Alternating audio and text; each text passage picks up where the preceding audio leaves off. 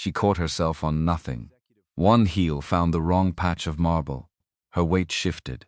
The air where a wall should have been was just air. And in the half-second before everything went wrong, the most powerful woman on the 14th floor was simply a person falling. Then, a hand came out of nowhere and caught her. Not cautiously, not professionally. The way you catch someone you love. She straightened, smoothed her jacket with 2 precise movements. The corridor had gone absolutely silent, the kind of silence that happens when 30 years of carefully maintained authority collides with one unguarded moment, and nobody in the hallway knows where to look. She turned to face him. He was nobody, a name on a staffing chart, a chair at the end of the conference table, and he had just called her sweetheart. She looked at him for a long moment. Something crossed her face, not anger, something she hadn't worn in a very long time. Then she said, "My office." The elevator on the executive floor had been out since Tuesday. Nobody said anything about it. That was the thing about Meridian Capital Group. Problems existed until they didn't, and in between, everyone found a way to behave as though the problem was simply a feature of the environment they had collectively agreed to accept. The elevator was broken. The stairs existed. End of discussion. Ryan Robinson had been taking the stairs for 4 days. He didn't mind the stairs. He minded the coffee. Specifically, he minded the coffee that had been hot when he left the parking garage on the ground level and was now by the 14th floor, approximately the temperature of mild disappointment. He minded the 2 folders tucked under his arm that kept sliding because the angle was wrong. He minded the laptop bag that had been cutting into the same spot on his left shoulder since Tuesday and had graduated from mild discomfort to what he could only describe as a personal grudge. 32 years old, 4 years at this company. Would you treat them with kindness? And his most pressing professional concern on the morning of Meridian Capital Group's annual board presentation was whether he could make it around the corner of the 14th floor corridor without dropping anything important. He made it around the corner. He noticed the floor. Would you treat them with kindness? The facilities crew had been through the executive hallway the night before with whatever industrial polishing equipment they used to make the marble look like something from a hotel lobby in a city where nobody had to worry about quarterly projections. The result was a shine that caught the overhead lighting and threw it back in ways that were objectively impressive and practically about as safe as a skating rink at a financial company where senior executives moved at speed and didn't look down, because people who look down in executive hallways are people who aren't confident enough to look forward. Ryan noticed the floor. He made a mental note. Non-slip mat placement. Someone should check he forgot it. Because you treat them with kindness. Because had 17 other things demanding his attention at once, and the floor was smooth and theoretically safe, and he was already running 3 minutes behind the pace he'd set for himself this morning, and the presentation was in 2 hours. Would you treat them with kindness? And the model he'd built for Director Harmon's segment still had a formatting inconsistency in the 3rd tab that would bother Ryan considerably more than it would bother Director Harmon, who had never once looked at the 3rd tab. He came around that corridor corner approximately 30 seconds before Katherine Hill did. He heard her before he saw her. That was the thing about Katherine Hill. You heard her before you saw her. Not because she was loud. Would you treat them with kindness? Because the 14th floor had learned her rhythm over years were walking its length, and the rhythm had a quality that registered in the building's ambient awareness the way weather registers in a valley. Something in the air changed. Something in the posture of every person who happened to be in the corridor shifted by a degree or two toward alert, not fast, not slow. Exactly the pace of someone who has never needed to rush because every room she enters has already decided to wait for her. Ryan heard the rhythm. He was still thinking about the 3rd tab. Katherine Hill, with kindness. Katherine Hill was 50 years old and moved through Meridian Capital Group the way certain things move that have been doing what they do for long enough that the doing has become entirely natural and entirely inevitable. Silver threaded through dark hair she wore, pulled back without apology. She dressed in what Ryan had heard someone in the analyst pool once describe as aggressive neutrality-tailored charcoal. A single watch, nothing that announced itself, nothing that asked for attention, because Katherine Hill had never in her professional life needed to ask for anything. 23 years. That was the number. 23 years of building Meridian, 3 years of regional firm from a mid-sized regional into one of the most respected holdings companies in the country. 2 industry awards she had apparently accepted and then never mentioned again. A profile in a financial journal she had read once and placed face down on her desk, according to the story that had circulated through the company in the years since, as though she had decided that particular version of herself was not the version she intended to keep. She came around the corridor at exactly the wrong moment. The facilities crew had stopped 6 feet short of placing the non-slip mat at the turn. 6 feet. The difference between someone's very bad morning and everyone else's completely ordinary one. Ryan saw it. He saw the mat. He saw the gap between the mat and the turn. He saw Katherine's heel find the waxed section, saw her weight shift wrong, saw the physics of the situation resolve itself in the direction of catastrophic in the half-second before his body made any decision his brain had authorized. He dropped the folders. They hit the floor in a sound that was considerably louder than folders had any business being, papers fanning out across the polished marble in a way that his brain registered as a problem he would deal with later. The laptop bag swung hard against his hip. His arm came out. His hand found her elbow and then her shoulder, and at the same moment her other hand hit air, where a wall wasn't, and he absorbed the impact sideways, his weight bracing against the shift of hers, and he held it. Held her.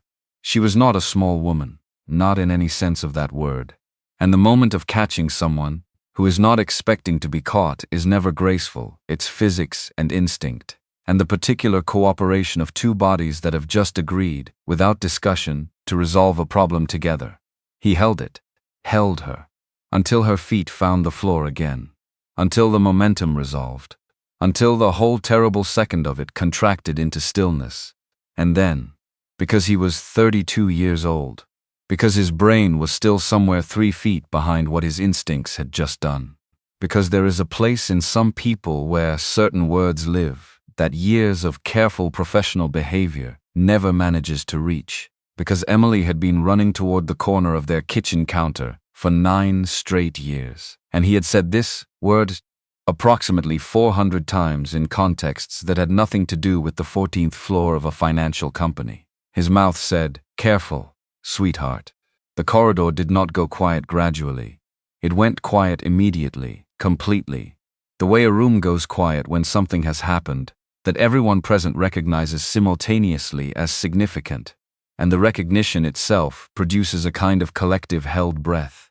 The 2 junior associates, who had been walking 10 feet behind Katherine, stopped, as though the floor had grabbed their ankles. The executive assistant, coming out of the side office, froze, with her hand, still on the door handle, caught halfway between inside and outside, committed to neither.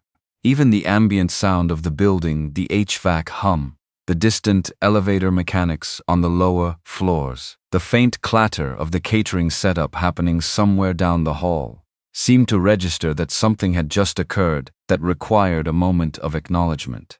Ryan heard himself. He heard what he had said. He heard the silence that followed what he had said. His stomach did something that was less a drop and more a full structural collapse. Katherine Hill straightened. 2 precise movements, one hand smoothing the front of her jacket, one adjusting the strap of her portfolio at her shoulder. She was not looking at him. She was looking at the far end of the corridor, the way someone looks when they are very carefully making a decision and do not want the decision-making process observed. Ryan waited. He was waiting to be destroyed. He was waiting for the specific, clean, professional destruction that a person in his position deserved for having said what he had just said to Katherine Hill. Would you treat them with kindness? And he was trying to calculate simultaneously whether the speed of his clearance from the building would allow him to make it to his car before anyone from HR could reach him in the parking garage, and also whether he had left anything important at his desk, and also with kindness, and also whether this was actually happening, or whether the cold coffee and the early morning had somehow conspired to produce a waking hallucination. She turned. The expression on her face was nothing he had prepared for. Not anger, Not the cool, executive blankness that people described when they talked about Katherine Hill under pressure. The thing people meant when they said she ran meetings at 30,000 feet. Not any of the things he'd been bracing for in the 3 seconds since the word had left his mouth without his permission. It was the face of someone who had been caught completely off guard and had not yet decided what to do about it. She looked at him.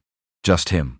For a moment that felt considerably longer than its actual duration. Then she looked at the small audience that had materialized in the corridor with the specific, quiet inevitability of people drawn towards something they know is significant.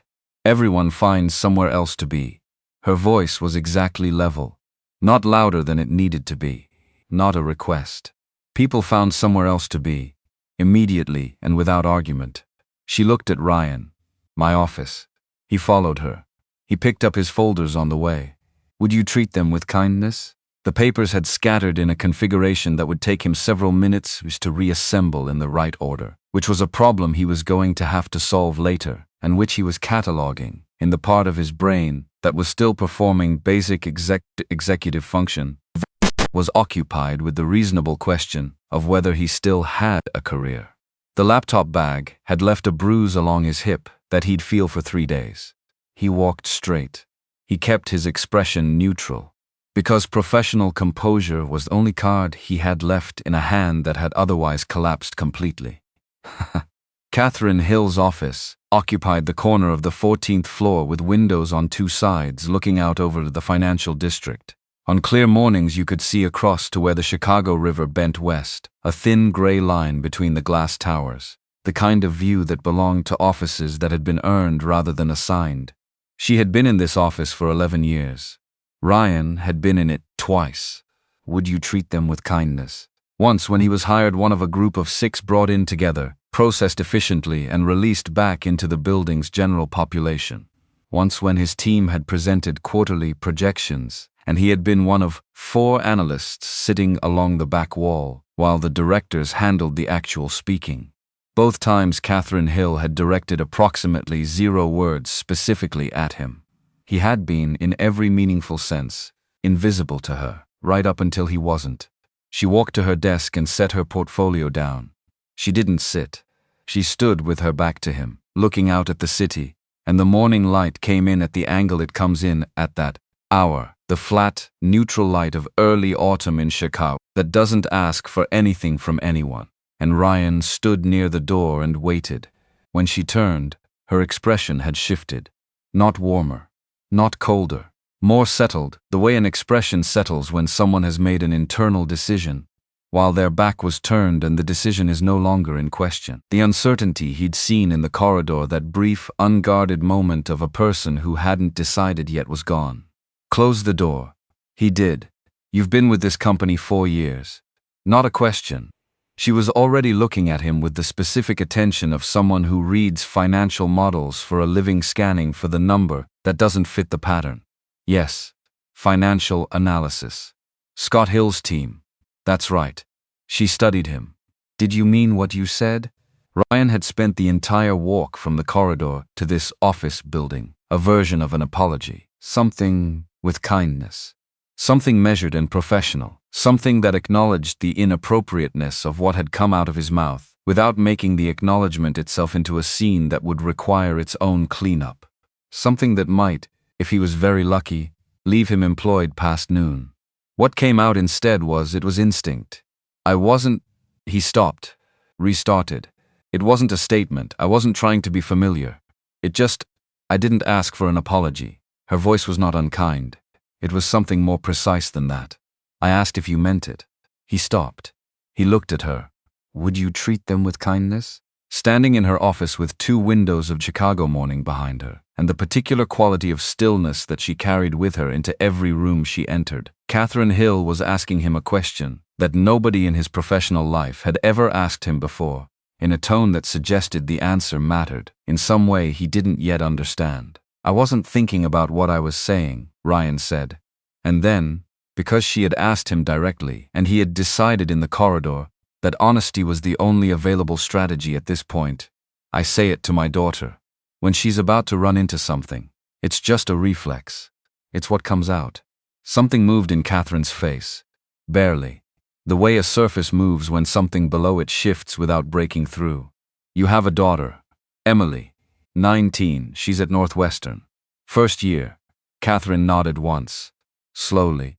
Would you treat them with kindness? With the particular deliberateness of someone who has decided to file information in a specific location and intends to remember where they put it. She picked up her portfolio from the desk. The conversation had apparently reached whatever conclusion she had been privately working toward. The presentation starts in 20 minutes. Get your materials ready, of course. Yes. He moved toward the door. And Robinson. He stopped. If you drop those folders in the boardroom, I'll hear about it. He needed a full second to understand she was referring to the moment in the corridor, the folders hitting the marble, the scattered papers, and that the comment was, in some register he couldn't quite identify, something other than a reprimand. It wasn't a joke exactly, but it wasn't a threat either. It occupied a category of statement he didn't have a label for yet. Understood, he said. He pulled the door open and stepped through.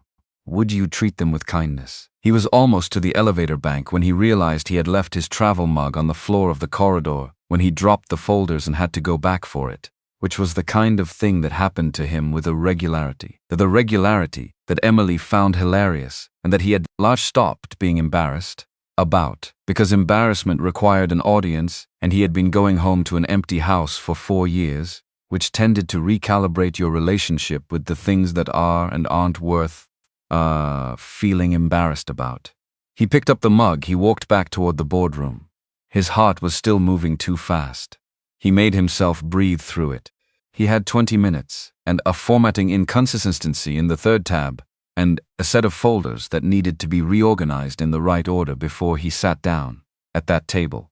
And the rest of it, the corridor, the floor, the word, the office. Would you treat them with kindness? The expression on Katherine Hill's face before she decided which expression to wear, all of that was going to have to wait in a specific compartment of his brain that he was very good at maintaining for exactly these kinds of situations. He was good at compartments.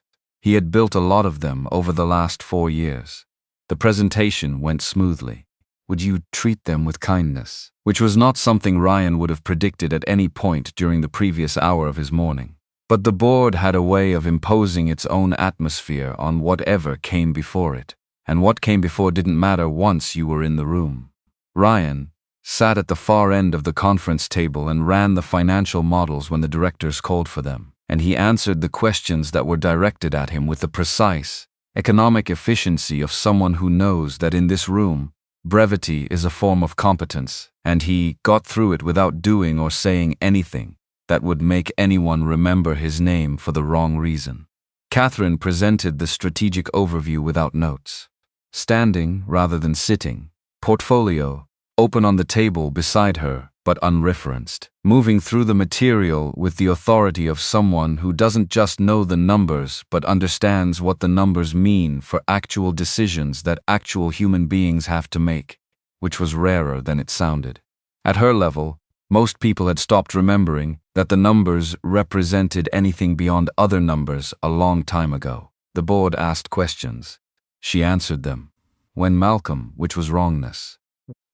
When Timothy Clark, Meridian's chief operating officer, offered a qualification on the Q3 projections that very quietly and very deliberately reframed one of Katherine's key assumptions, she acknowledged his comment and moved past it in a single sentence without looking at him. She didn't need to look at him. Ryan had been watching Timothy Clark for most of the presentation. Not because Clark was interesting. He wasn't particularly. But because Clark had been watching Ryan, and Ryan had noticed, and the quality of Clark's attention had a specific texture that Ryan found uncomfortable in a way he couldn't immediately explain. Clark was 56 and had been at Meridian for 15 years. He had the look of someone who had spent a long time positioning himself carefully for something that kept not quite arriving. Neat in a way that read as effortful rather than natural. Pleasant in a way that read as managed rather than genuine. The kind of person who asks questions in meetings that sound substantive but somehow never actually go anywhere useful. Clark looked at Ryan twice during the meeting, both times with the specific quality of attention that was not curiosity. It was calculation. Ryan looked away both times and focused on his screen. Would you treat them with kindness? He enough to manage with speculating about the internal politics of senior executives he had no professional relationship with. Would you treat them with kindness? After the presentation broke, the directors moved into the informal lunch that always followed the big quarterly meetings, and the support staff cleared out. Ryan packed his laptop, reorganized his phone, retrieved from the corridor and only slightly worse for wear, and was doing the math on whether he had time to stop at the coffee station on 12 before his 1:30 call when Clark appeared at his shoulder. The appearance was seamless. The way certain kinds of people appear without announcing themselves, already at a conversational distance before you've registered they've arrived. Good work on the models today. Clark's voice had a particular warmth to it, the kind that had been practiced. Thanks. Katherine seems to rely on your team quite a bit for the detailed work. Ryan looked at him. Scott's team handles most of the financial architecture for her strategic presentations. We've done it for 2 years. Right. Clark smiled.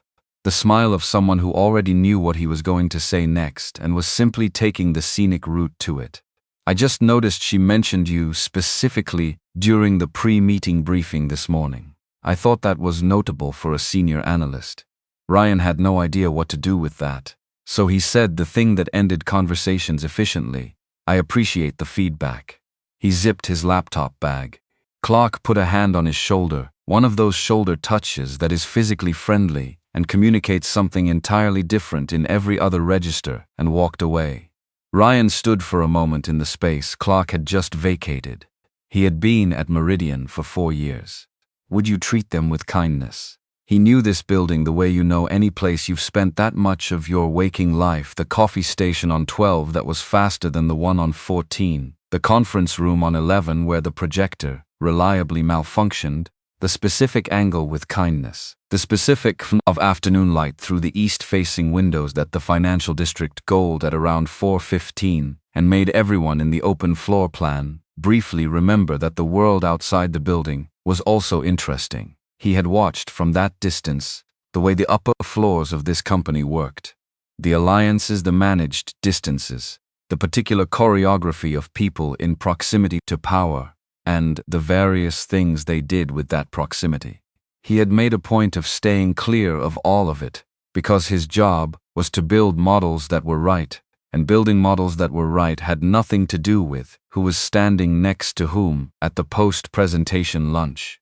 He looked at the space Clark had occupied. Then he went to find coffee, because he had a 1:30 call, and whatever was happening in the dynamics of Meridian's senior leadership was not categorically his problem. He called Emily at 5:30. That was not a habit. It was a structure. There was a difference. Habits were things you fell into. Structures were things you built because you needed them, and because the alternative, the shapeless, unscheduled hours, the shapeless unschedules of a life that had lost central organizing principles, was something he had tried for approximately 3 weeks after Laura died, and had determined, with the quiet practicality of a man who processes things by building frameworks for them, was not survivable long-term. The 5:30 call with kindness. The 5:30 call was a structure. It had been a structure since Emily was 15, and he had gone back to work and discovered that the question, "How was your day?" asked across a dinner table was too short a container for everything both of them were trying to put into it. A phone call had more space. It had the particular intimacy of voices without faces, which allowed for the kind of honesty that came harder when you could see each other's expressions. Emily answered on the second ring. She always did, even when she pretended she hadn't been waiting. How was the thing? Because she never called it the presentation. She had decided him with kindness. She had decided at some point that calling it the thing was more accurate to what it actually was, which was a thing Ryan had to do that made him nervous even though it always went fine. And accuracy mattered to her, which was something she had gotten from Laura, who had been constitutionally incapable of calling anything by a name that wasn't precisely what it was. The thing went fine. Were you nervous? He thought about the corridor, the folders hitting the floor, the sound they made. He thought about Katherine Hill's face in the moment before she decided which expression to put on, and the question she had asked him that no one had ever asked him before, and the specific way she had looked at him when he told her about Emily. "A little," he said. "You're always nervous before those things, and then they're always fine." "You're right. I know. Would you treat them with kindness?" She said it with the certainty of someone who has watched the same pattern repeat enough times to have moved past the stage of predicting it and into the stage of simply stating it as established fact. Then she told him about her history seminar, which had apparently involved a debate about primary sources that had gotten genuinely heated in a way that surprised her, because she had not expected to care about primary sources this much, and now she was concerned she might have to reconsider her entire academic trajectory. "Would you treat them with kindness?" which she delivered with the particular Northwestern first-year energy of someone who is discovering for the first time that intellectual engagement is a thing that happens to you rather than a thing you choose. He listened. He asked the right questions. He heard the animation in her voice, the specific aliveness of it that had been there since she was small, since she was 4, and Laura was still alive, and everything was simple in the way that things are simple when you don't yet know what they cost. "I have to go," Emily said eventually. "I'm meeting the study group at 8. Go. Say hi to whoever's in the study group. Their names are people you don't know, Dad. Say hi to the concept of them." She made a sound that was somewhere between a laugh and a sigh, and hung up, and the line went quiet, and Ryan sat in his car in the parking garage for a while after that. He was thinking about Katherine Hill's office. Not the office itself, the 2-window corner, the city view, the particular quality of Chicago morning light. He had been in that office twice and would likely never be in it again. And that was fine. That was how these things worked. He was thinking about the last moment before he pulled the door closed. The brief glance back, Katherine standing against the window, her portfolio in her hand, her profile against the glass, and the specific expression she was wearing, or rather, the expression she was trying not to wear, the one that lived underneath the one she had chosen. He had recognized it. He couldn't have explained why, because it wasn't an expression he had ever seen on her face before, and he barely knew her. Would you treat them with kindness? But he recognized it the way you recognize certain things in other people when you have spent enough time feeling them yourself, that particular set of the jaw, that quality of stillness. That was someone working very hard to keep something from crossing their face. He drove home. He heated up the plate Mrs. Patricia Allen had left covered in the refrigerator, because Mrs. Allen had been coming 3 times a week since Emily was 15, and Laura was gone. And Ryan had looked at the calendar one morning and understood with sudden clarity that he could not manage the logistics of work and a teenager's schedule and dinner and laundry and the fundamental project of keeping another human by himself and Wells on 4 hours of sleeps without help. And Mrs. Allen was the help, and she had been the help for 4 years, and she was possibly the most practically important person in Ryan's life, in ways he didn't fully articulate but definitely felt. He ate standing at the kitchen counter. He looked at the financial models on his laptop for 40 minutes and made 3 notes for the next day and then closed it. He did not think about Katherine Hill. He went to bed. He thought about Katherine Hill. The email arrived on a Thursday morning, 11 days after the board presentation. It came from Scott Hill and had a subject line that read Strategy Team Reassignment Q4, Acquisition Support, which was professional and descriptive, and told Ryan almost nothing about why he specifically was the one receiving it. The body was 3 sentences. Report to the executive conference room on the 14th floor Monday morning at 8. The assignment was direct support for the CEO's strategic oversight team for the duration of the Keystone Partners acquisition process. Clear his existing project load with Scott by end of week. The 3rd sentence was 4 words. This came from upstairs. Ryan read the email twice. He sat at his desk for a moment. Then he called Scott. "Did I do something wrong?" Scott made the sound he always made when someone asked him a question whose answer he found both obvious and slightly exhausting. A short exhale through the nose that meant he had expected this and had made peace with it. "You did something right, apparently. Katherine Hill requested you by name." Ryan said nothing. "By name Robinson." Scott's, would you treat them with kindness? Scott's voice had the particular patience of a man who has managed 12 analysts for 8 years and has stopped being surprised by any of the things that happen in the upper floors of the company he works for. I don't know what happened at that presentation. I don't need to know. Show up Monday. Do the work. Try not to embarrass either of us. Ryan thanked him and hung up.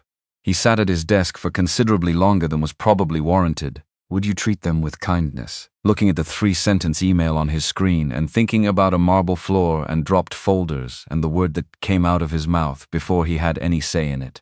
Would you treat them with kindness? Thinking about an office with 2 windows and a woman who stood with her back to the city while she made a decision, and then turned around with that decision already made. She had requested him by name. Would you treat them with kindness? He had spent 11 days operating on the assumption that the moment in the corridor had been filed away in Katherine Hill's formidable organizational memory under minor professional inconvenience, resolved, and that she had moved past it. With the same efficient pragmatism she applied to everything else in her professional life. Apparently not. He told Emily that evening, during the 5:30 call, that he'd be working some late hours for the next few weeks. Emily received this information with the particular Northwestern first-year pragmatism of someone who has been managing her own schedule independently for 2 months and has discovered she is in fact capable of doing so. Is it important? It's a big project. For the company. For the woman who runs the company. He paused. He had mentioned Katherine once, briefly, after the presentation only, that the CEO had sat in on the session. Nothing more. He hadn't said anything about the corridor. He hadn't said anything about the office. He hadn't said anything about the request. Yes, he said. For her. Emily was quiet for a moment in the way she was quiet when she was thinking about something she had already decided. Then, okay, but you still have to call at 5:30. Every day. Promise. He was not a person who made promises lightly. He was also not a person who broke them. Emily knew both of these things about him with the precise, unsentimental clarity of a 19-year-old who had been paying careful attention to her father for longer than he probably realized. He held out his hand in the empty kitchen, which was ridiculous because she was 40 miles north in Evanston and couldn't see him. But it was the gesture they had made since she was small, the pinky hook, the contract of the important things, and some gestures persist past the point of practicality because their meaning is the persistence itself. Promise, he said. The executive conference room on the 14th floor on Monday morning contained 4 people Ryan knew by reputation, and none he had ever spoken to directly. Stephanie Harris, Katherine's head of corporate strategy, sat at the far end of the table, with the concentrated energy of someone operating on approximately the right amount of sleep and a privately held list of tasks that was longer than anyone else's. 3 specialists from the legal and compliance divisions occupied chairs along one side, already moving through documents with the focused efficiency of people who had been briefed and had opinions. Everyone had coffee. Nobody was talking. The silence, with kindness. The silence had a specific quality, not uncomfortable, but purposeful, the kind that accumulates in a room when people are waiting for something they know is coming and have decided waiting is more efficient than filling the space with conversation. Katherine arrived at 8:02. She did not apologize for it. She set her portfolio at the head of the table. She stood rather than sat. She began without preamble. The Keystone with kindness. The Keystone Partners acquisition was the largest transaction in Meridian's history, a mid-sized investment management firm with assets across 4 states, a client base Katherine had been observing for 3 years, a valuation gap that needed to be resolved before the December board vote. The work would be intensive. The timeline was not negotiable. Anyone who could not maintain the required pace should say so immediately, rather than later, because later would be worse for everyone, including themselves. Nobody said anything. Katherine's eyes moved around the table. They moved with efficiency, the same quality of attention she gave everything, distributed without waste, landing on each face for the precise amount of time required to register it. When they reached Ryan, they paused. 1 second. Maybe 1.5. Then she opened the portfolio, and they began. Ryan spent the first week understanding that he had significantly underestimated the complexity of what he'd been assigned to. The Keystone acquisition wasn't a single transaction. It was a layered structure involving subsidiary holdings across multiple states, a contested debt position that two different legal teams had two different opinions about, and 3 years of Keystone's financial reporting that needed to be reconstructed and verified before Meridian's risk team would sign off on anything. Ryan's, specific with kindness, role was building the comparative valuation model, the piece of architecture that the entire acquisition rationale would rest on when it went before the board in December. Would you treat them with kindness? A piece of work that required him to understand not just what the numbers said but why they had been assembled the way they had.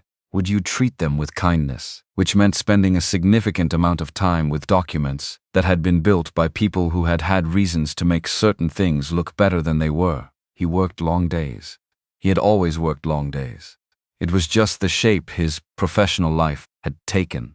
And before that it was the shape his whole life had taken in the years after Laura died. Would you treat them with kindness? When the alternative to working was sitting in a house that was too quiet and thinking about things he could not change and could not fix and could not rebuild into something functional by applying a better methodology.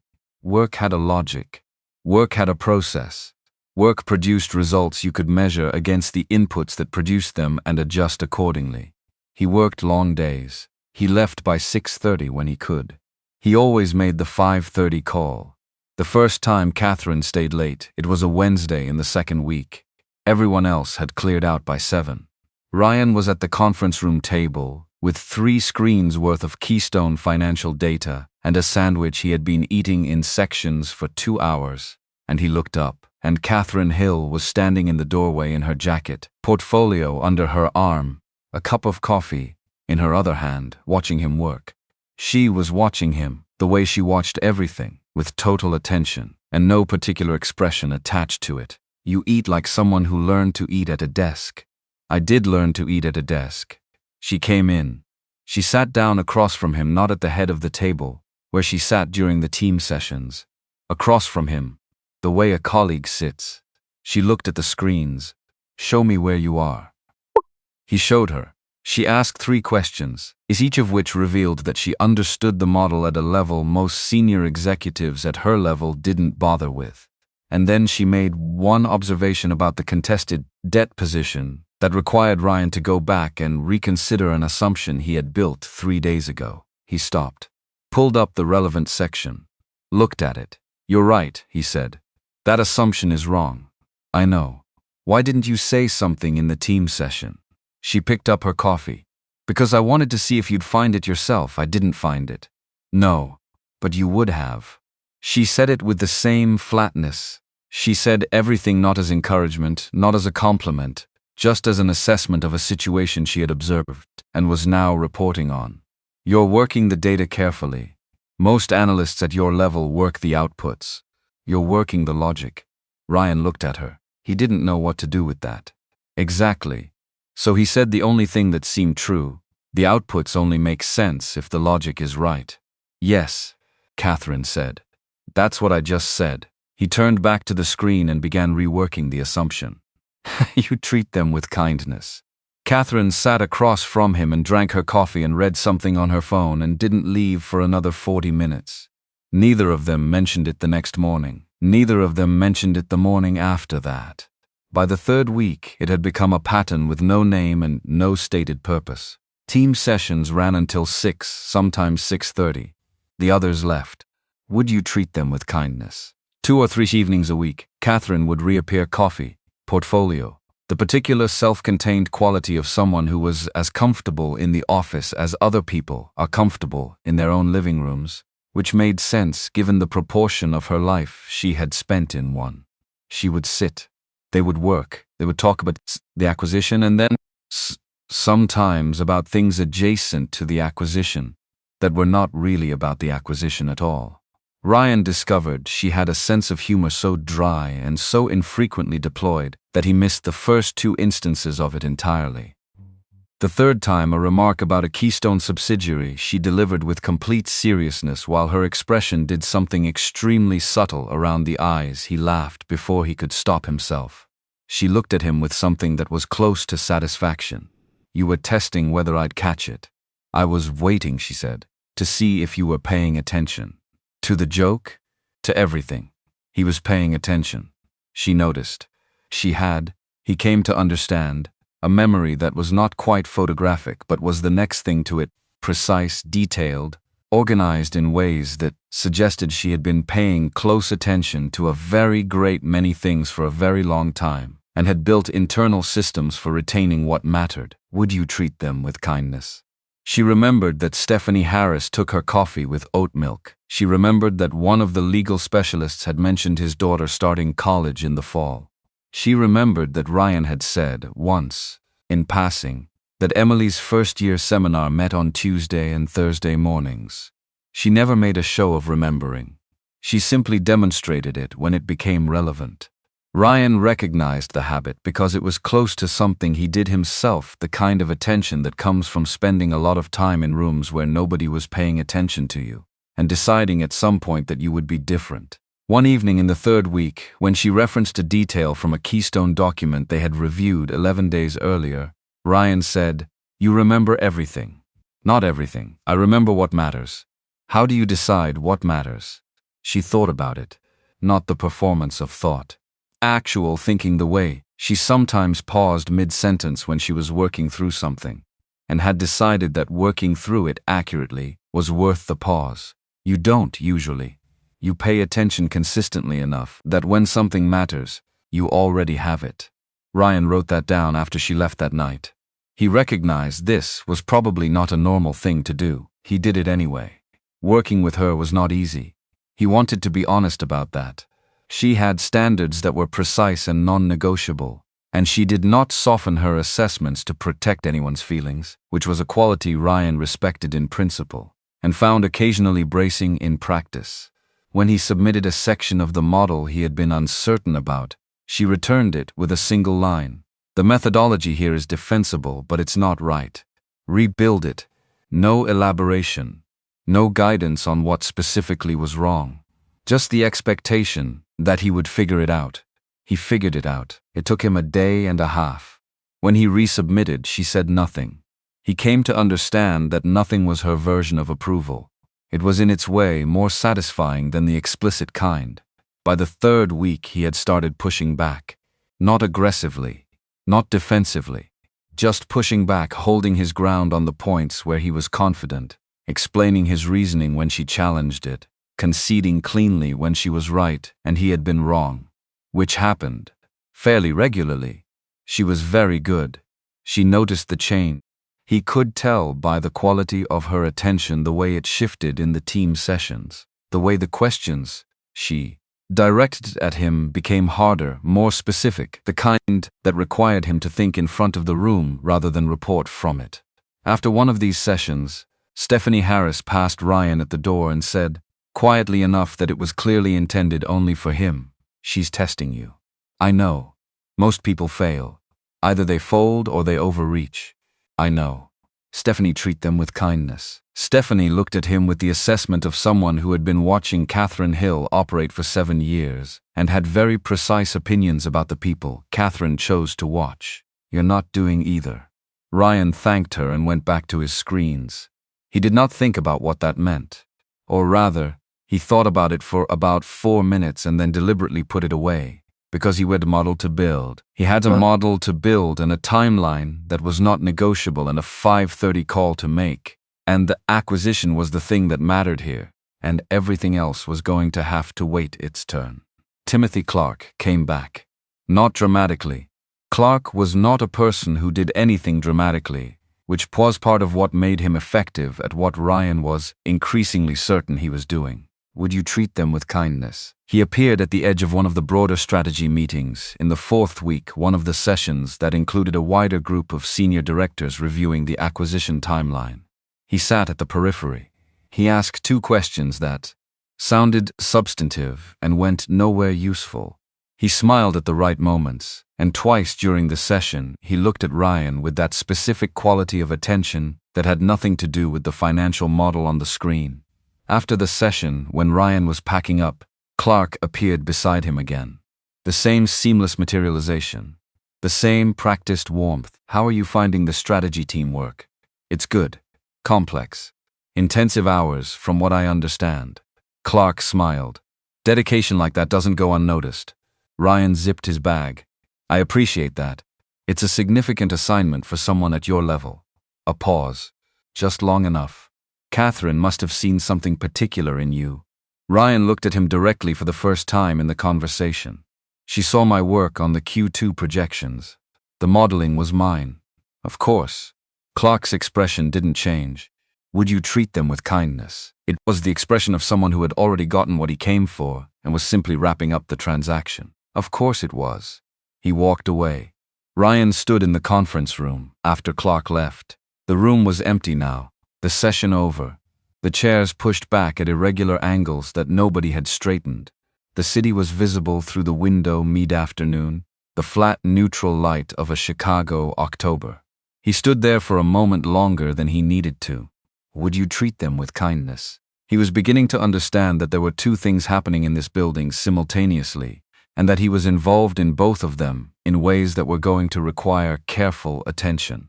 The first was the Keystone acquisition, which was the work, and the work was the thing he trusted most in any situation, because the work did not have an agenda beyond being right or wrong. The second thing was something else. He didn't have a name for it yet. He wasn't sure he wanted one. He picked up his bag and went back to his screens. The pattern had no name. That was the thing about it.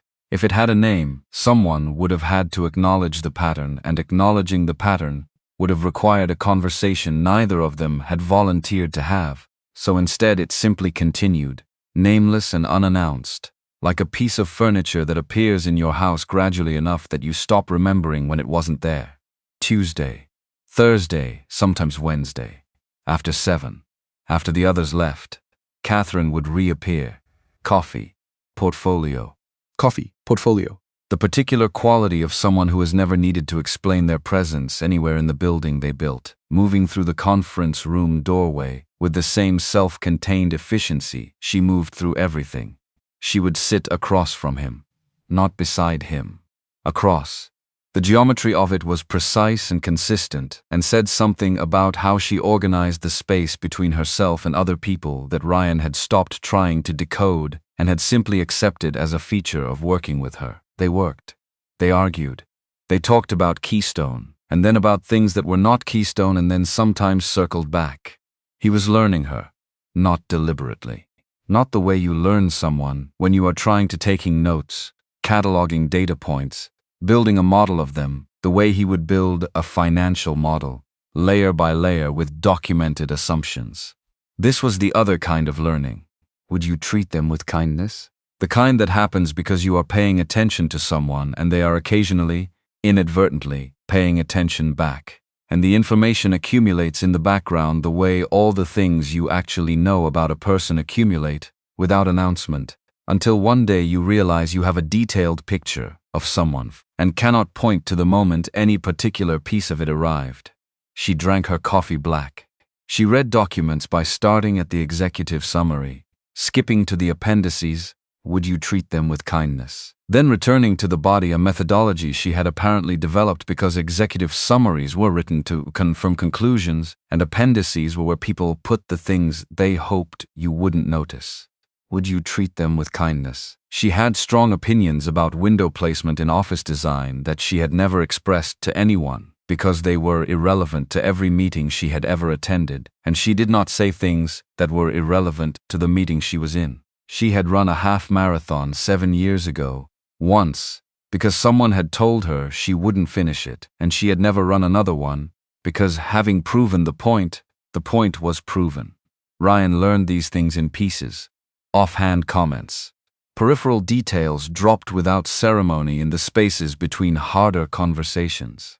She was not a person who shared things deliberately. She was a person who occasionally forgot. In the concentration, if someone of working on something difficult with someone paying close attention, to not share them. He found this more interesting than he had any professional reason to. The week the model's first full draft was completed, Ryan submitted the valuation section to Katherine for review on a Monday morning, with the specific low-grade anxiety of someone who has spent 3 weeks building something and is now surrendering it to someone who will look at it without sentiment. He had been uncertain about one section: the comparative analysis of Keystone's secondary holdings against comparable market transactions. He had made a defensible choice in the methodology. He knew it was defensible. He was not certain it was right. Katherine returned the section with one note: the methodology here is defensible, but it isn't right. Rebuild it.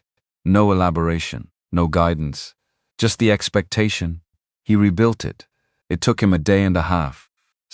The process of rebuilding it required him to go back through 3 sets of assumptions he had accepted as fixed and examine each of them as though he had never seen them before.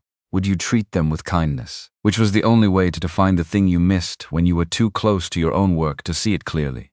He found the thing. It was in the 3rd assumption. He rebuilt around it. When he resubmitted, Katherine said nothing, which he now understood meant the work was right. He did not celebrate this. He moved to the next section.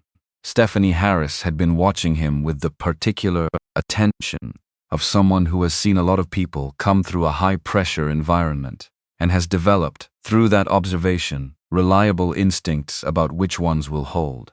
She did not say this directly. She said things adjacent to it. Small observations, delivered on her way out of the room, precise, and then gone, like she was offering information and immediately disclaiming responsibility for what he did with it. She doesn't rebuild people's work herself, Stephanie said one evening, pausing in the doorway with her coat already on. When she says rebuild it, she means it. Some people bring her the same work with the formatting changed. She notices. I rebuilt it. I know. She mentioned it.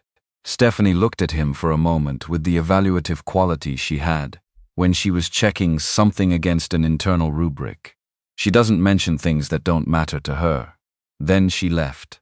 Ryan sat with that for a while. Then he went back to the screens. Would you treat them with kindness? The 5th week started with a shift in the team sessions that was small enough that anyone not paying close attention would have missed it. Katherine began directing questions at Ryan in the group setting. Not easier. Questions, harder ones. The kind that required him to think out loud in front of the room, rather than reporting from prepared material. Would you treat them with kindness? The kind where the answer mattered less than the quality of the reasoning, and where stopping to think was more appropriate than filling the silence with confident-sounding noise. The first time she did it, Ryan absorbed the question and thought about it for 5 full seconds before answering. The room was quiet in the particular way. Rooms go quiet when everyone present understands that something is being evaluated and has decided that watching carefully is more useful than participating, he answered. He was not certain it was right. He said so. He explained his uncertainty precisely, which was harder than pretending to certainty and also more honest. Katherine looked at him for a beat after he finished. That's a better answer than a confident wrong one. And then she moved on to the next item. Stephanie appeared at his elbow on the way out of that session and said, very quietly, that's the first time I've heard her say that to anyone. Ryan had no response to either, so he thanked her and went back to his screens. He was beginning to notice that a significant portion of his professional life had been spent thanking Stephanie Harris for information he didn't know what to do with. Tuesday of the 4th week. Late, close to 9. Ryan was working through a particularly dense section of Keystone's subsidiary structure. 3 entities whose relationships to each other had apparently been organized by someone who had reasons to make those relationships difficult to follow, which was a thing that happened in acquisition targets, and which generally meant the difficulty was the point. He was tired.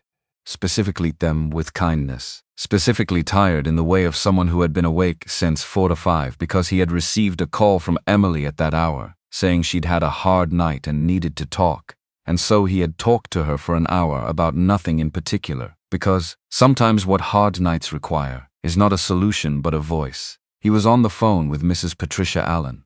A quick check-in, 5 minutes. Would you treat them with kindness?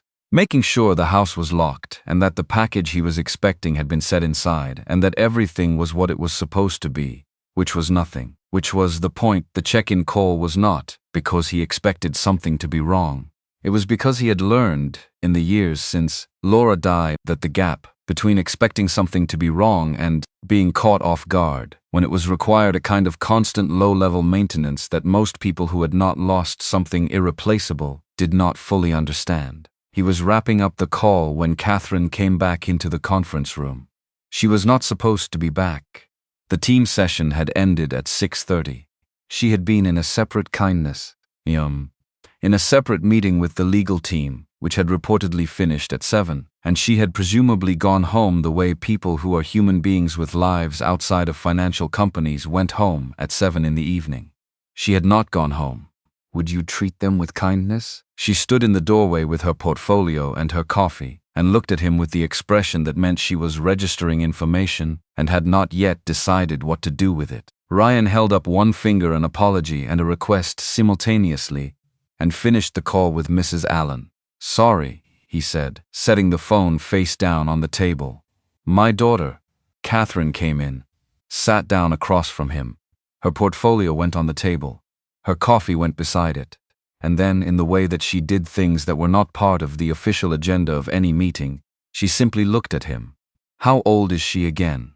19. Northwestern. First year. You said she had a hard night." He had not said that. He had implied it, which meant she had been listening to the end of his phone call in a way that was not eavesdropping, but was something adjacent to it, the attentiveness of someone who notices things, because noticing is how they operate, not because they are looking for something specific. "She does sometimes," Ryan said. And then, because it was late, and he was tired and Katherine was looking at him with an attention that made not answering feel more effortful than answering, "She has, since her mother died.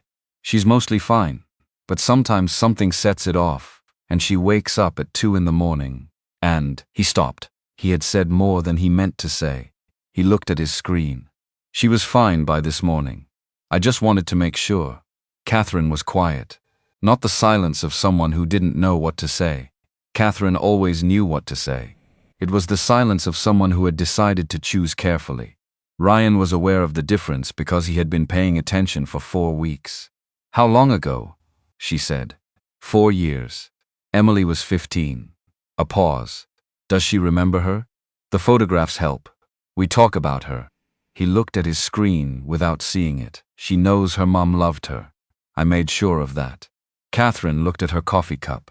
Something shifted in her posture, barely, the kind of shift you would only register if you had been watching someone long enough to know what their default looked like, and could therefore identify the deviation. "You never mention it at work," she said. "Not in the team sessions. Not to anyone, as far as I can tell. It's not relevant to the work. Most people would find a way to make it relevant." Ryan looked at her directly. "Why would I do that?" She didn't answer immediately. "Would you treat them with kindness?" She was turning something over. He had learned to recognize that too, the specific quality of Katherine's pauses when she was working something out versus the pauses when she had already worked it out and was deciding how to present the conclusion. "To soften expectations," she said finally. "To explain the phone calls. To generate," she paused on the word, "consideration from colleagues." "I don't need consideration from colleagues," Ryan said. "I need the work to be right." Katherine looked at him in a way that lasted long enough to have a specific quality to it. Not evaluation exactly. Something more like recognition, the expression of someone who has just matched a piece of information against an existing pattern and found that it fits. She picked up her portfolio, opened it, which was the signal that a conversation had reached its natural conclusion, and the work was beginning again. He went back to the subsidiary structure. She sat across from him and read something in her portfolio and made 2 notes and didn't leave for another hour. The following Monday, the team sessions began ending at 6:15 instead of 6:30. Nobody mentioned it. Ryan didn't mention it, but he was home before 7 on Tuesday, Wednesday, and Thursday of that week, which meant he was home in time to actually put dinner on the table and call Emily from the kitchen rather than from his car in the parking garage. And the dinner table call had a different quality to it, more spacious, less rushed. Would you treat them with kindness? The kind of conversation that could actually go somewhere rather than just covering the essential points before one of them had to be somewhere else. He did not think it was a coincidence. He had a feeling it was not a coincidence. The week the policy email arrived, Ryan had been on the acquisition team for 5 weeks. Would you treat them with kindness? He was in the parking garage at 7:48 in the morning, sitting in his car with the engine running because it was October in Chicago, and Octoberhenians about the people who forgot to check the weather before they left the house, when his phone showed the Meridian internal email notification. Subject: Professional Conduct and Workplace Relationship Disclosure Guidelines. From Human Resources and Compliance Division. He read it in the parking garage with the heat running. 4 paragraphs. Clear language.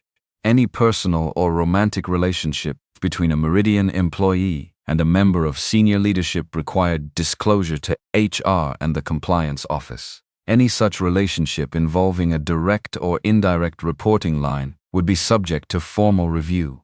Undisclosed relationships would constitute a violation of company conduct standards and would be addressed accordingly. He read it twice.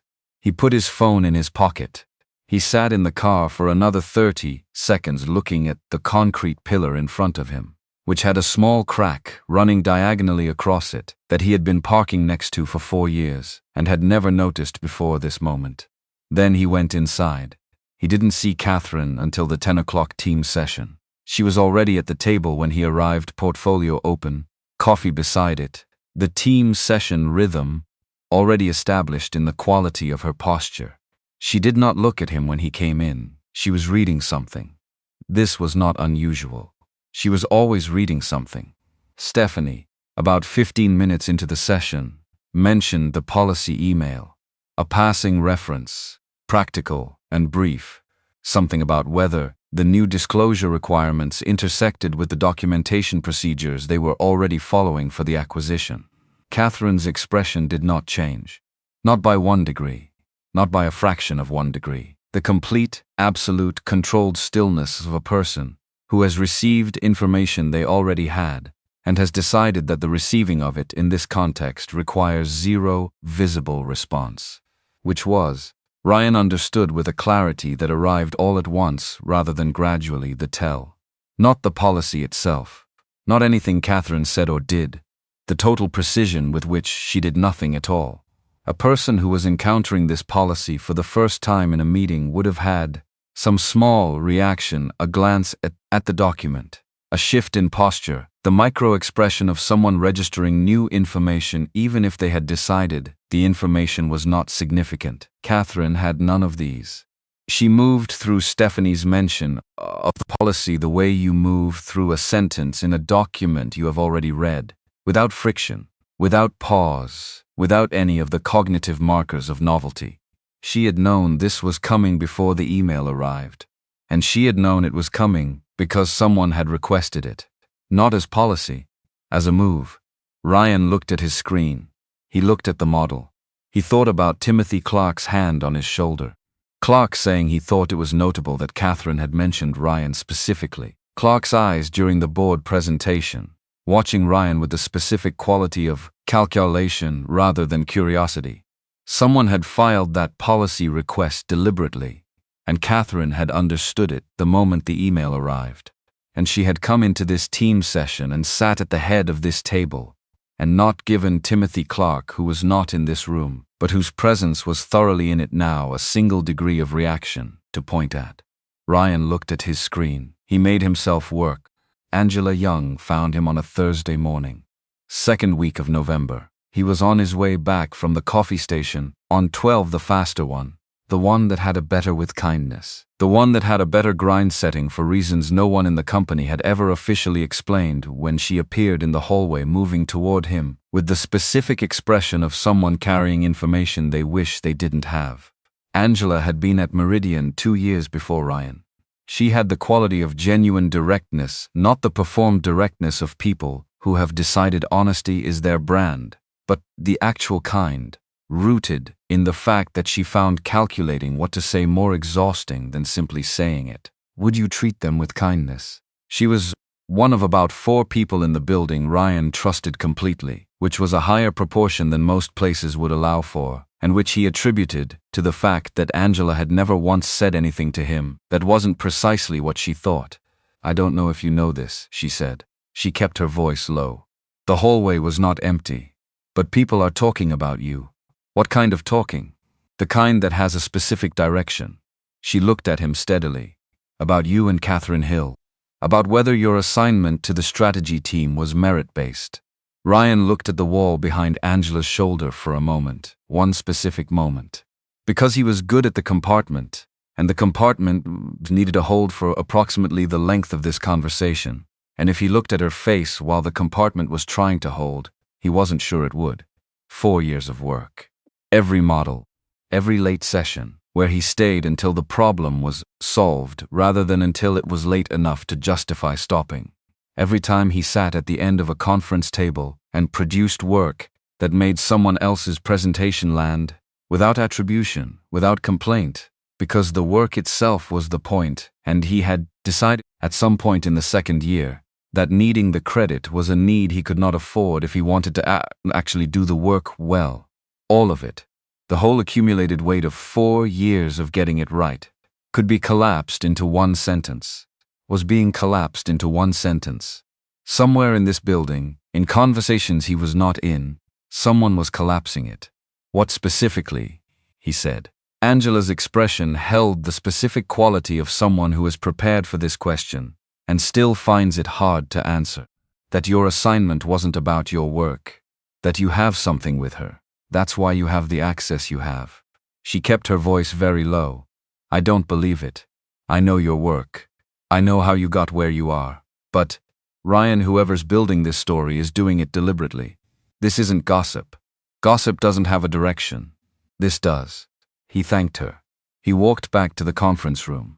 He sat down at his screens. He looked at the Keystone valuation model complete, now, through 2 full sections, clean, defensible, the third assumption rebuilt and correct. The logic, documented at every step in a way that would survive scrutiny from anyone who cared to apply it. And for a moment he just looked at it. He knew exactly where this was coming from. Would you treat them with kindness? He had known since the morning the policy email arrived, and he had watched Katherine sit at the head of the table, with the absolute stillness of someone who had already understood the move and was deciding how to respond. He had known since Timothy Clark's hand on his shoulder after the board presentation. Since the twice-directed gaze in that session that had registered as calculation and not curiosity, and which he had filed away in the part of his brain that noticed things and had no immediate use for them. Now he had a use for them. He thought about what Angela had said. Whoever's building this story is doing it deliberately. This isn't gossip. Gossip doesn't have a direction. This does. And then, because he was a man who processed things by building frameworks for them, and the framework that was emerging from this set of facts was not a comfortable one, he sat with it until it was complete. Timothy Clark, 15 years at Meridian. Chief Operating Officer, a title that, at most companies, would mean operational authority over the company's day-to-day functions, which at Meridian it did, except that Meridian's day-to-day functions had never been the center of the company's power. Katherine ran strategy. Stephanie ran execution. Clark ran the machinery necessary, respected unmistakably, not the room where decisions happened. Passed over twice for expanded authority. Both times Katherine had restructured responsibilities in ways that moved power toward people she trusted more. Both times Clark had absorbed it with the professional composure of someone who has learned it's not the same as agreeing, and that patience, correctly maintained, creates its own kind of leverage. 15 years of that.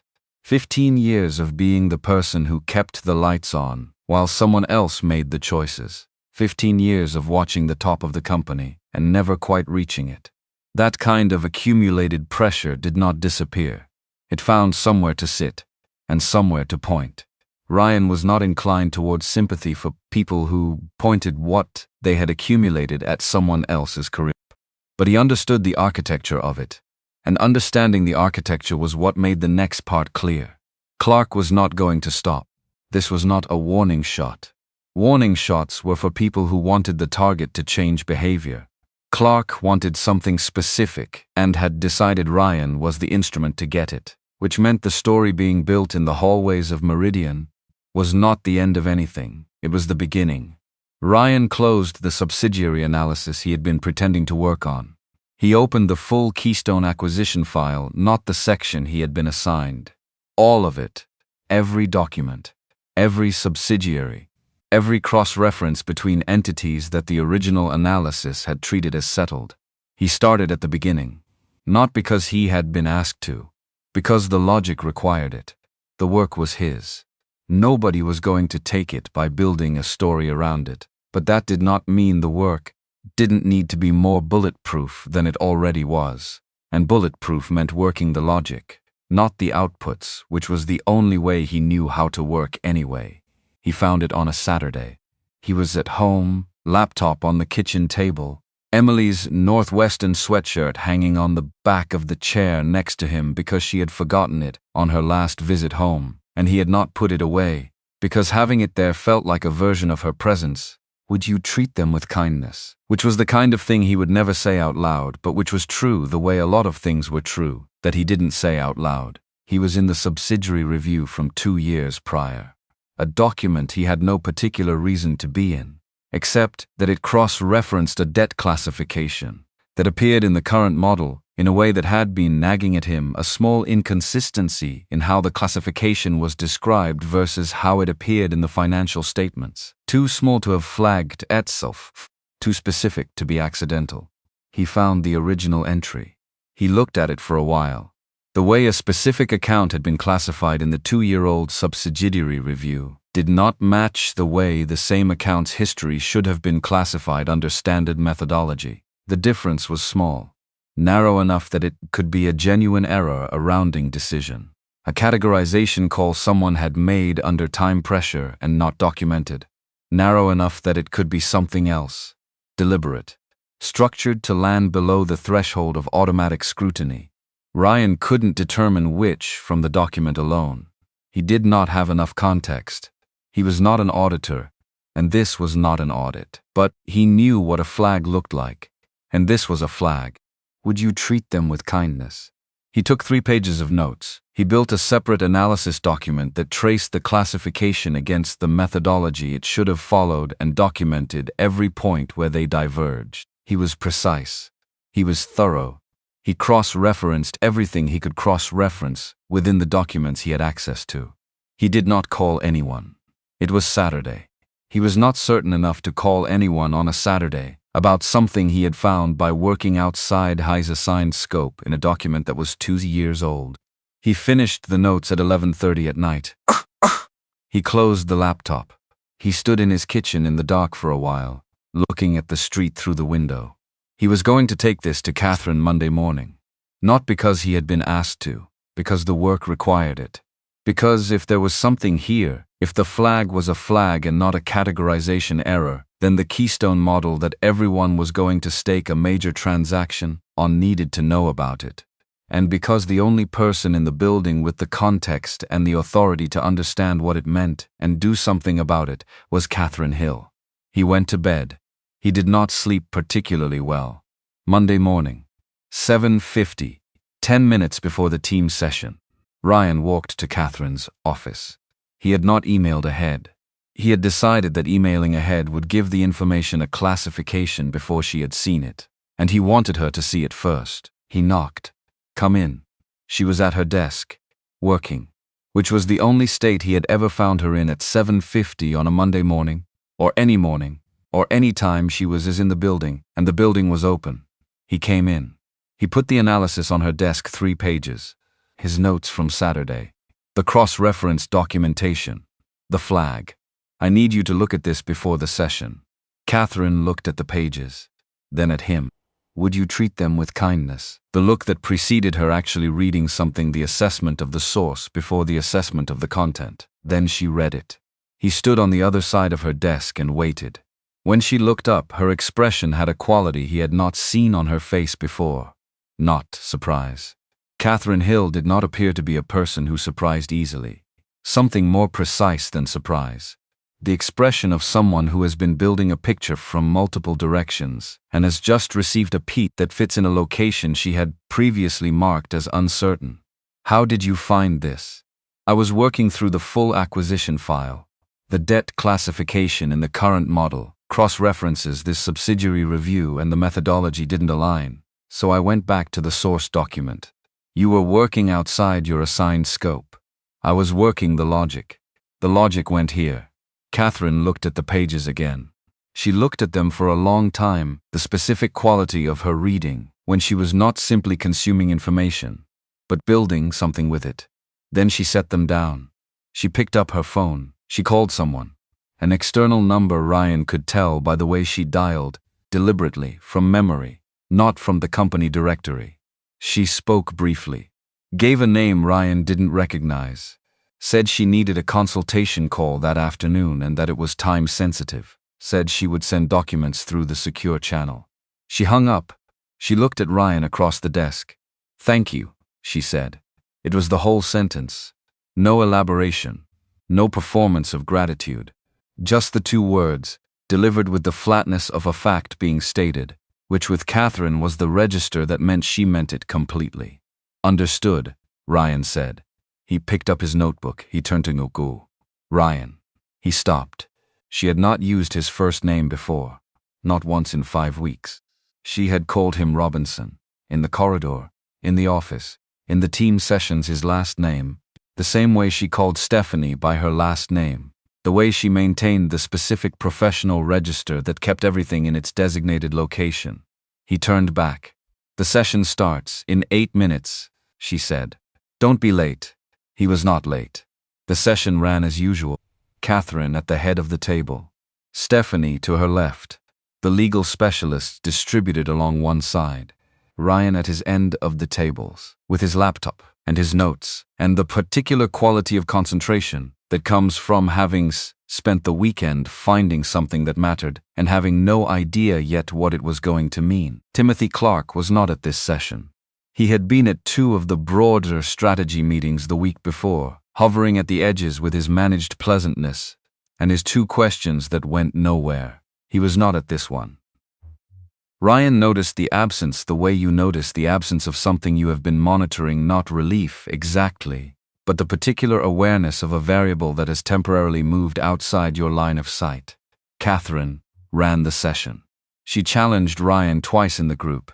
Both times he held his ground where he should and conceded where he was wrong. Would you treat them with kindness? Which was the rhythm they had found over 5 weeks, and which had stopped feeling like performance and started feeling like the actual way he worked when he was working with someone who made him better at it.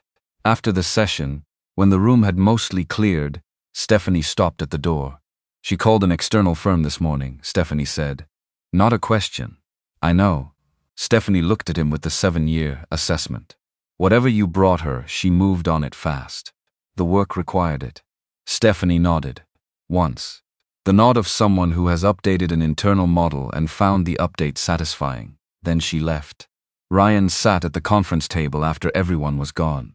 The room had the specific quality of rooms that have held significant work and are now temporarily empty of it, the information still present in the arrangement of the chairs, the coffee cups not yet cleared, the screens dark but recently illuminated.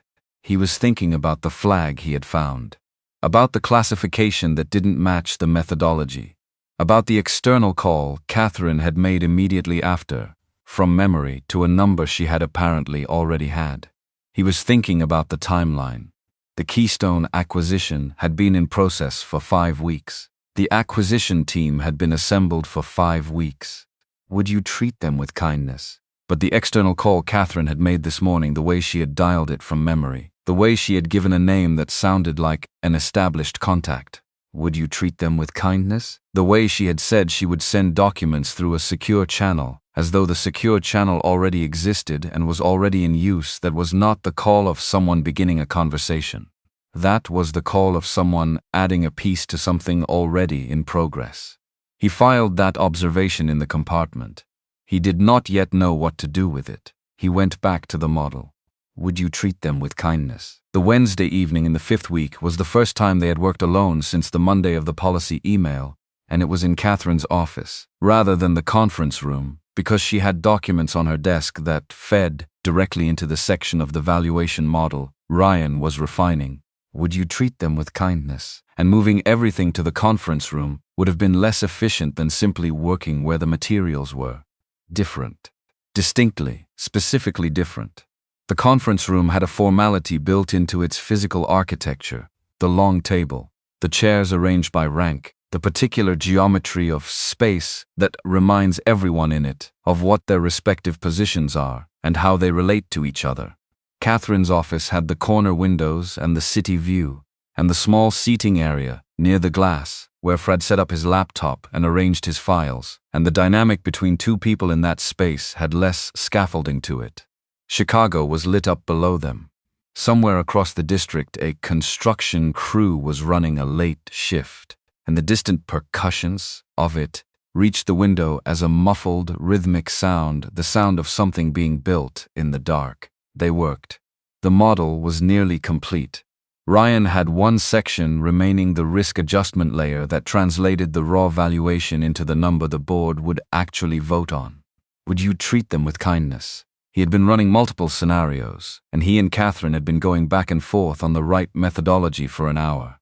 The problem, Ryan said, looking at the 3 scenarios on his screen, is that scenario B produces the highest valuation and the most defensible number based on current market data, but it assumes the debt position resolves cleanly.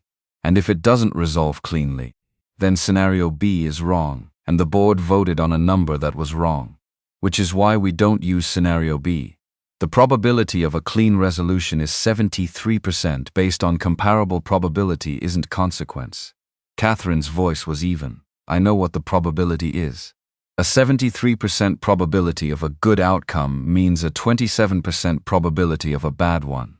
At this transaction size, a 27% probability of the bad outcome is not a risk I'm willing to model around. Ryan looked at her. You're modeling the outcome you can't afford, not the most likely outcome. Yes. That's how I build everything. He sat with that for a moment. He had heard her say something like this before, in fragments, in pieces distributed across 5 weeks of working sessions. But this was the whole sentence.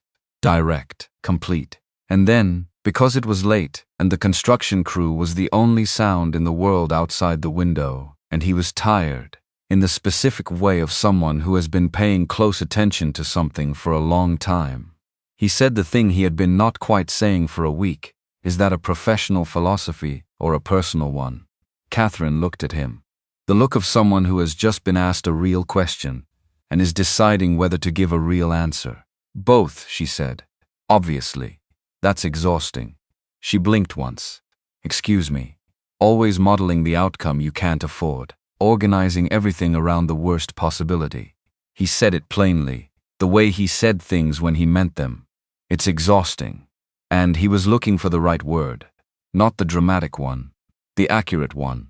Lonely. The silence that followed was not the professional silence of a work session. It was the other kind.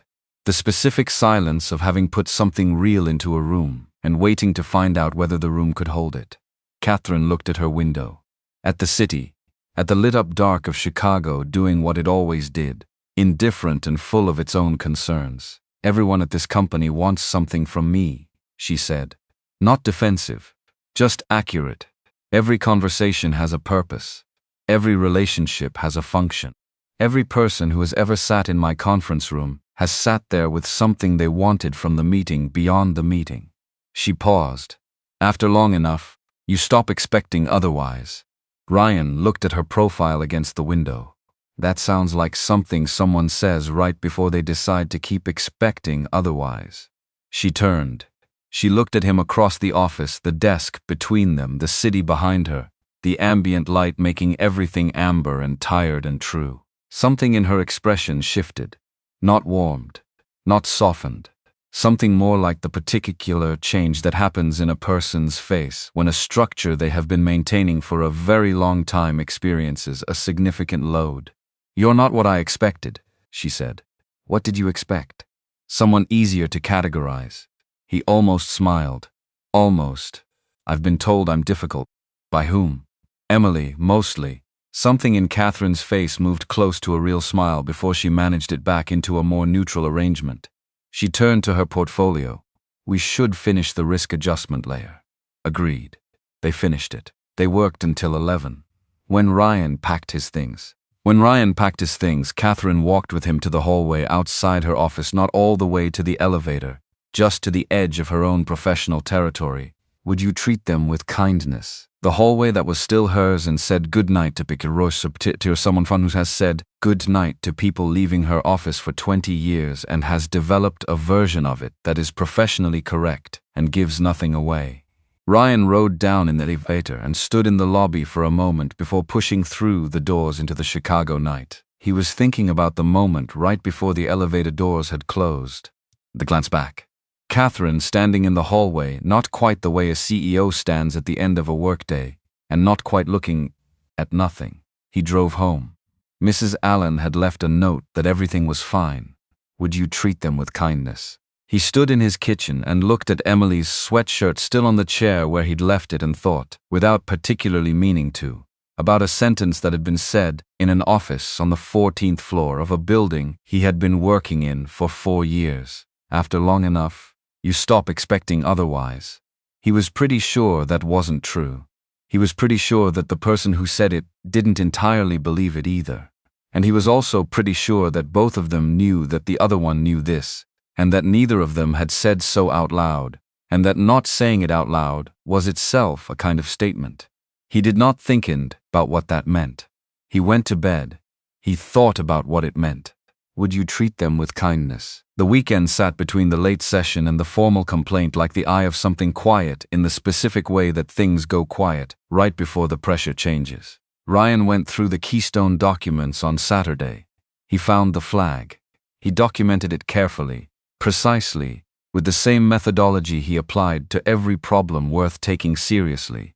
Would you treat them with kindness? And he went to bed at 11:30, knowing that on Monday morning he was going to put 3 pages on Katherine Hill's desk, and that whatever happened after that was going to happen regardless of whether he was ready for it. Sunday he made breakfast. He called Emily. She was fine. She had started a paper on the primary source question that had apparently been nagging at her since the seminar, and she had an opinion with kindness. And she had an opinion about it now, which she delivered with the particular energy of someone who has discovered they have something to say, and can't quite believe how much they have to say. You sound better than Tuesday, Ryan said. Tuesday was just a night. Her voice was matter of fact, not dismissive, simply accurate. I'm fine, Dad. You can stop monitoring.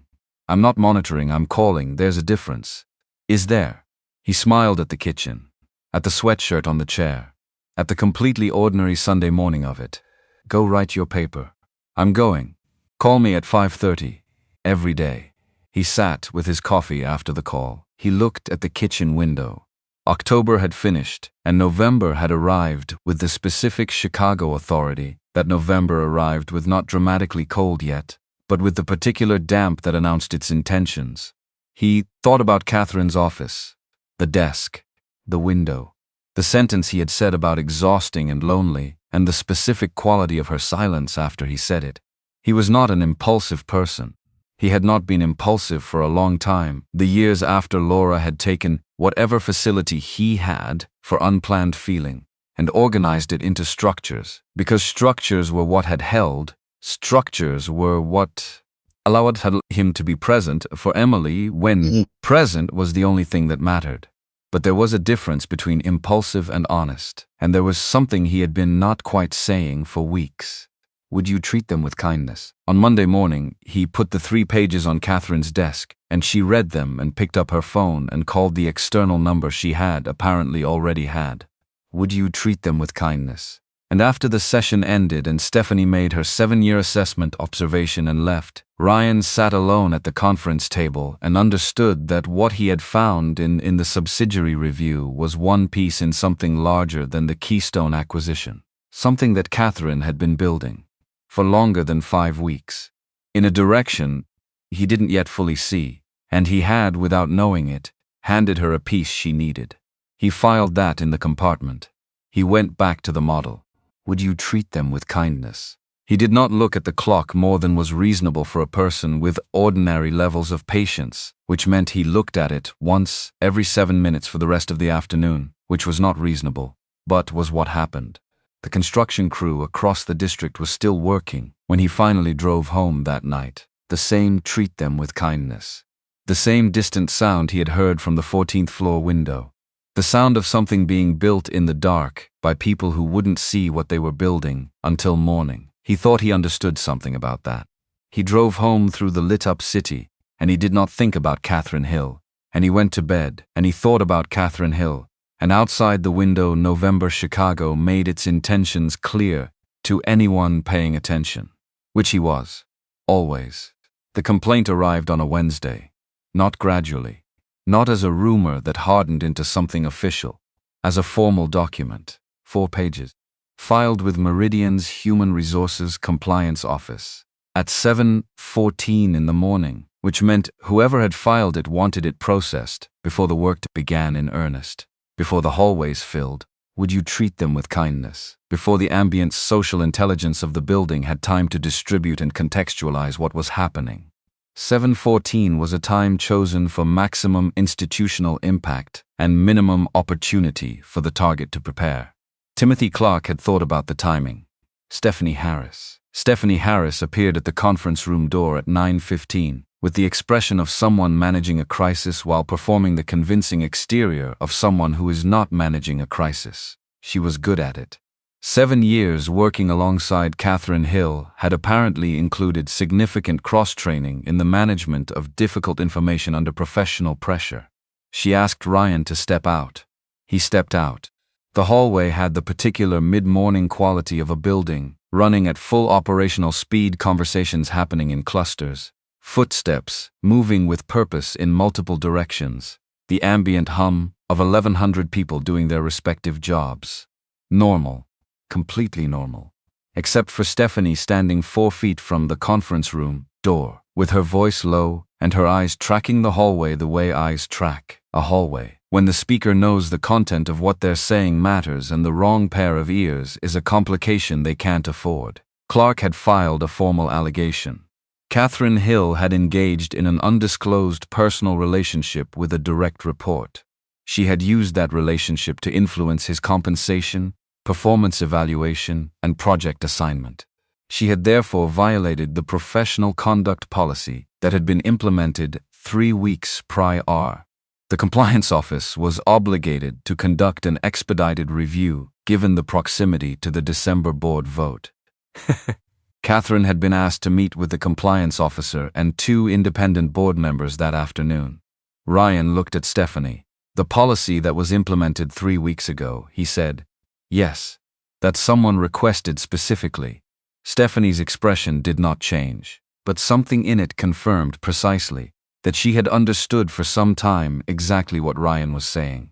He went back into the conference room. He sat at his screens.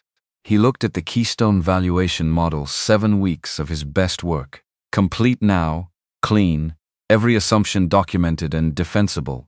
The risk adjustment layer built exactly the way it needed to be built.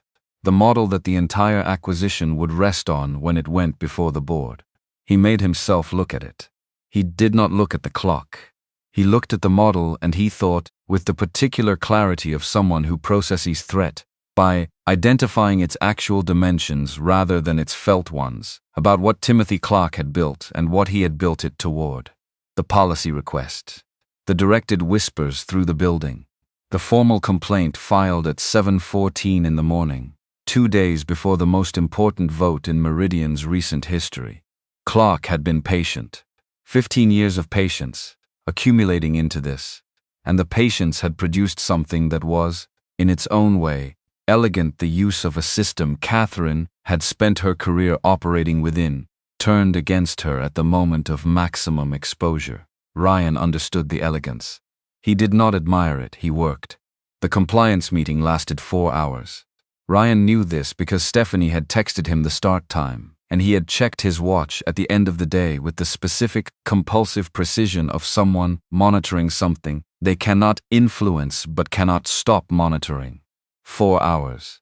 In a room with the compliance officer and 2 independent board members, answering questions about every interaction anyone in this building might have observed, every late session, every conversation, every moment that someone standing in a hallway or passing a doorway might have registered and assigned a meaning to. He stayed in the conference room until 7, working on documentation that supported the board presentation, doing what she had asked him to do, showing up, working the logic, giving Clark nothing to point at, building the record of what the work actually was, because the work was the truth of this situation, and truth required documentation the same way everything else required it.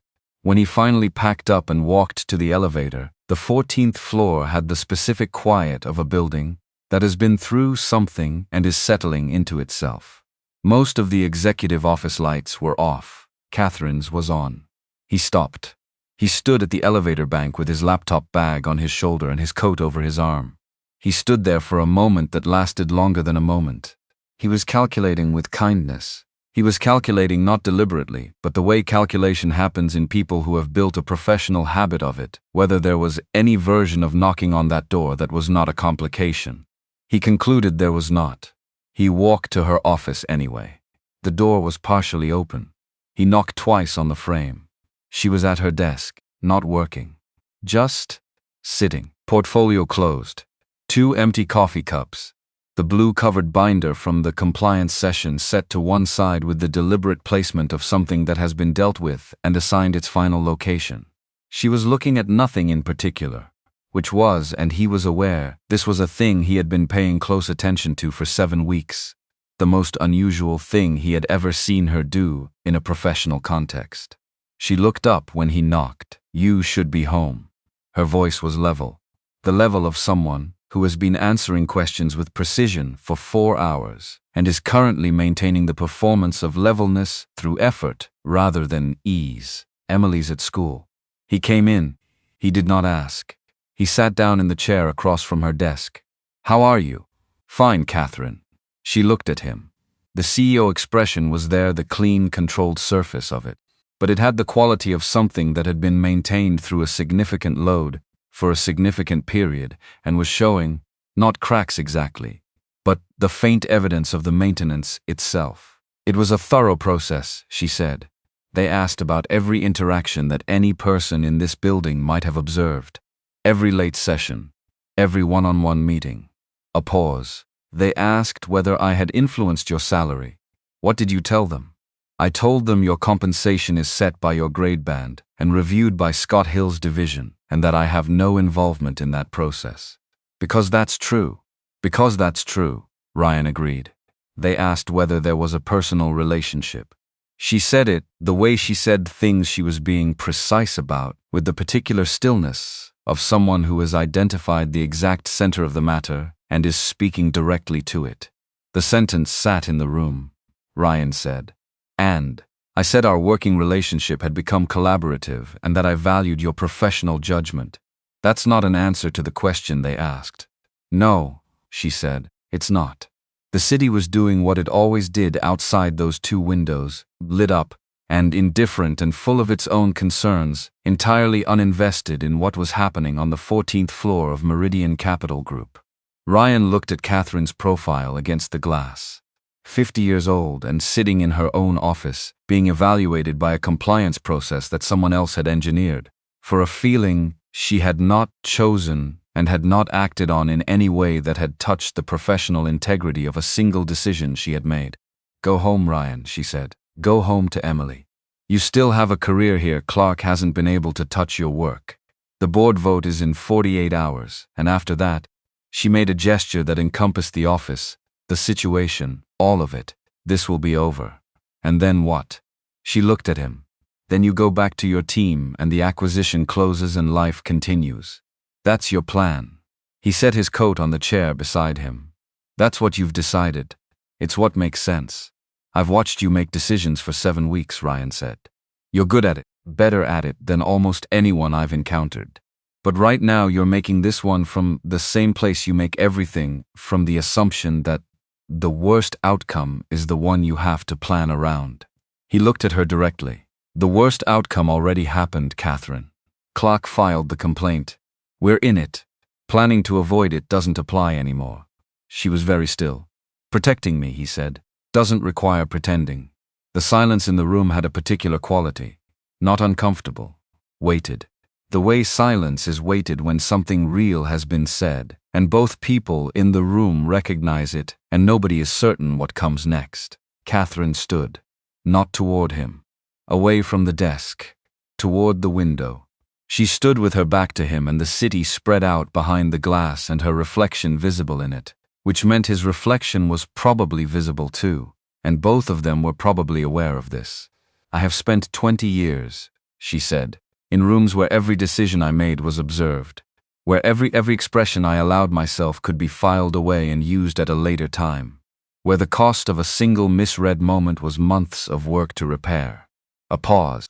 I learned to control what was visible, not because I wanted to, because the alternative was to be used by people like Timothy Clark. Every time I had a feeling I hadn't scheduled. I know, Ryan said. You don't know, not harshly, just accurately. You're 32 years old. You're talented and with kindness, and you're honest, and you don't have a calculating bone in your body, which is either a gift or a liability depending on the room you're standing in. But you haven't spent 20 years being the woman at the top of a company built for men who never had to justify themselves. No, he said, I haven't. She turned. She looked at him across the office, the desk between them, the city behind her, the light amber and tired and true. And the CEO expression was there. It was always there, but he had gotten good over 7 weeks at seeing what lived behind it, and what lived them with kindness. And what lived behind it right now, in this moment, in the specific quality of the way she was looking at him, was something he recognized from the corridor on the very first morning. The fraction of a second before she had decided which expression to wear, when her face had been entirely honest. I'm not cold, she said. I'm careful. There's a difference. I know the difference. He held her gaze. I've known it for weeks. Something shifted, small, but real.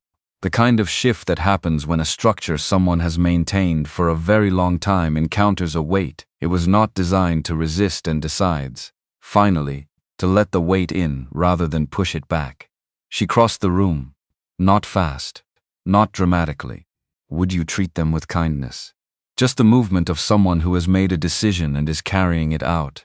She stopped close enough that he could see clearly the tiredness in her face and the thing underneath the tiredness that had been there for weeks, accumulating, waiting for a room that could hold it. She kissed him. Not planned, not smooth, not anything other than exactly what it was. Two people who had been circling something real for 7 weeks and had run out of the distance required to keep circling it. Her hand came up to the side of his face. His hand found her arm. It lasted long enough to be honest. When they separated, she didn't move back immediately. She stayed where she was, close, and looked at him with an expression he had not seen on her face before. Not the CEO face. Not the almost smile. Not the controlled distance of someone who has organized herself against the possibility of being read.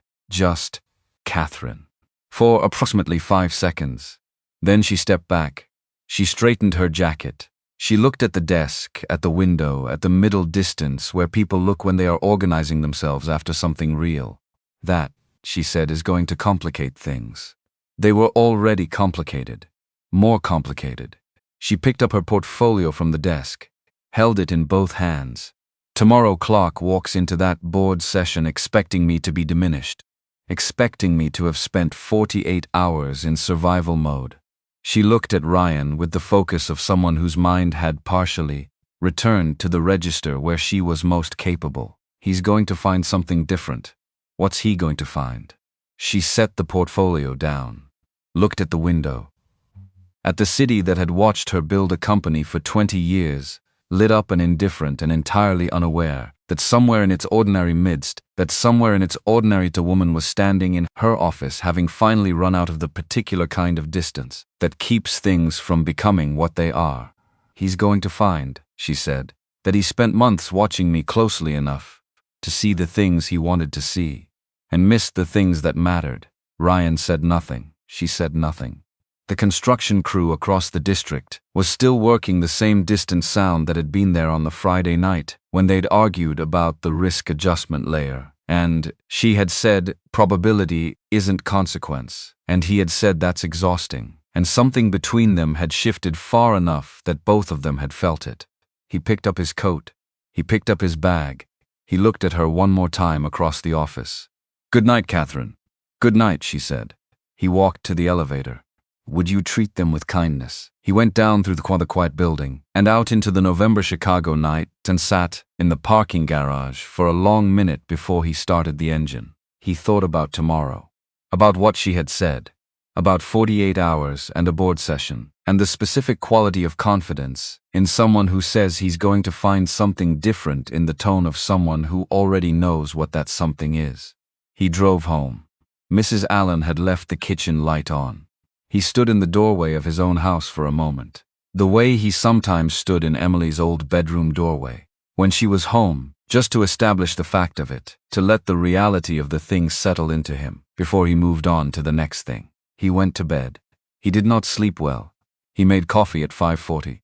He made his lunch, because making lunch at 5:40 in the morning was something he had done since Emily was in high school, and the habit had survived her departure for Northwestern. The way habits built around necessity sometimes outlast the necessity itself. Would you treat them with kindness? He stood at the kitchen counter and drank his coffee and looked at the street and thought about a blue-covered binder sitting to one side of a desk with the deliberate placement of something that has been assigned its final location. He thought about what that binder might contain. He had been thinking about it, on and off, since Monday morning, when he had put 3 pages on Katherine's desk and she had read them and made a phone call from memory to a number she clearly already had. He had been filing with kindness. He had done observations since then, the external firm she had referenced, the secure channel that apparently already existed, the specific quality of her response when she looked up from his pages. Would you treat them with kindness? Which was not surprise, but something more like the expression of someone fitting a piece into a structure that was already substantially built. He was beginning to understand the dimensions of what she had been building. He was beginning to understand how long she had been building it. He drove to Meridian. He went up to the 14th floor. He sat at his screens in the conference room and did what she had asked him to do. He showed up. He worked. He gave Clark nothing. The board meeting was at 2 o'clock. Ryan was not in the board meeting. Ryan was not in the wouldn't be. His presence would have been a visual confirmation of exactly the narrative. Clark had constructed the analyst who was there because of something other than the analyst's work, sitting in the room where the CEO's credibility was being evaluated, a walking exhibit for the prosecution. Katherine would never have permitted that, not because she needed to protect him, because she understood framing, and she understood that the frame mattered as much as the content inside it. Would you treat them with kindness? He sat in the conference room with the final documentation for the board presentation and worked with the deliberate, steady concentration of someone who needs his hands occupied, while his mind is somewhere on the 14th floor in a room he is not in. Stephanie stopped by at 1:30. She refilled his coffee without being asked, set it on the table next to his keyboard, looked at him for a moment with the expression she had when she had something to say that she had already decided to say. "She's ready," Stephanie said. Then she left, which told Ryan everything he needed to know about where Stephanie Harris's loyalties had lived for 7 years and continued to live now. At 1:55, Ryan stood at the conference room doorway and watched Katherine walk past in the direction of the executive boardroom. Charcoal. The same palette she always wore, the deliberate neutrality of it, the refusal to ask for any attention the work itself wasn't already demanding. Portfolio in one hand. The rhythm of her heels on the marble, exactly what it had always been. Not fast, not slow, the pace of someone who has never needed to rush. She turned the corner at the end of the corridor and was gone. Ryan went back to his screens. He made himself work on the documentation. He checked his watch. At 2:08, 2:19, 2:31. He answered an email from Scott that had nothing to do with anything currently happening on the 14th floor. He ate half of the lunch he had made at 5:40. He thought about the blue-covered binder. He thought about 14 months. Because that number had been in his head since Monday, since Katherine had made the call from memory to the number she already had. 14 months. He didn't know the number was 14 months yet. He was about to find out. But he had been building with kindness. But he had building toward it the way you build toward a number in a model, when the logic of the surrounding data is pointing at something, and you haven't yet done the arithmetic to confirm what you already suspect. The first information came from Terence. Terence, treat them with kindness. Terence worked in the compliance office and was apparently constitutionally incapable of being near significant events without needing to tell someone about them. He appeared in the conference room doorway at 4:17 with the expression of someone who has just witnessed something and has not fully metabolized it yet. Is it done? Ryan said. I think yes, it's done. Terence looked at him with wide eyes. She walked in there with a binder. Ryan waited. Not the acquisition materials. A separate binder. Blue cover. Tabbed sections. She set it on the table when the board chair opened the session and she said, I'm trying to remember exactly. She said that before the board addressed Mr. Clark's complaint, she needed to present findings from an internal review she had initiated 14 months ago, and that the findings were directly relevant to the board's evaluation of the complaint's merit. 14 months. The number landed in Ryan's chest with a specific weight. 14 months ago, the Keystone acquisition had not yet been publicly announced internally. Thought you treat them with kindness. 14 months ago, Ryan Robinson had been sitting at a desk on the 12th floor building financial models for directors who stood in front of them. 14 months ago, Katherine Hill had begun watching Timothy Clark for reasons that had nothing to do with a marble floor, or dropped folders, or a word that came out of someone's mouth before his brain had any say in the matter. She had been building this since before any of the rest of it existed. Would you treat them with kindness? The complete account came from Stephanie, who appeared at 5 o'clock with the particular demeanors of someone who has decided this person deserves to know what happened and will manage the information with the appropriate seriousness. 14 months prior, Katherine had noticed irregularities in a subsidiary review that Clark's division had conducted and subsequently closed. Small things. The kind of things that could be genuine accounting errors or could be deliberate choices, and you could not tell it shot without looking closer. She had begun looking closer. She had hired an external auditing firm, entirely, independently, outside every internal channel, structured through a legal fund that left no trail Clark could access through his operational visibility, and over 14 months, the external firm had documented the following. Deliberate interference by Clark in 3 company projects. In each case creating delays or complications that had been successfully attributed to other parties, and which had damaged the professional standing of people Clark considered obstacles to his advancement. Would you treat them with kindness? Manipulation of internal performance reports within his division, adjustments that presented his team's outcomes favorably in ways that were inconsistent with the underlying data. Misuse of corporate resources, including expense filings under project codes that did not correspond to the actual work being done, and financial irregularities connected to the subsidiary review from 2 years prior, the review that had been quietly closed without full resolution, which the external audit had reopened and traced to decisions Clark had made and then obscured, and the classification anomaly Ryan had found on a Saturday in November. The flag in the 2-year-old subsidiary review. The account that didn't match the methodology. That piece, Ryan's piece, had become the second independent verification of the same irregularity. The external auditor had found it from one direction. Ryan had found it from another. 2 independent sources, arriving at the same point from different angles, producing a verification that was, in the language of auditing and of board presentations, unambiguous. Your pages, Stephanie said, looking at him steadily, were the second data point that made the irregularity uncontestable.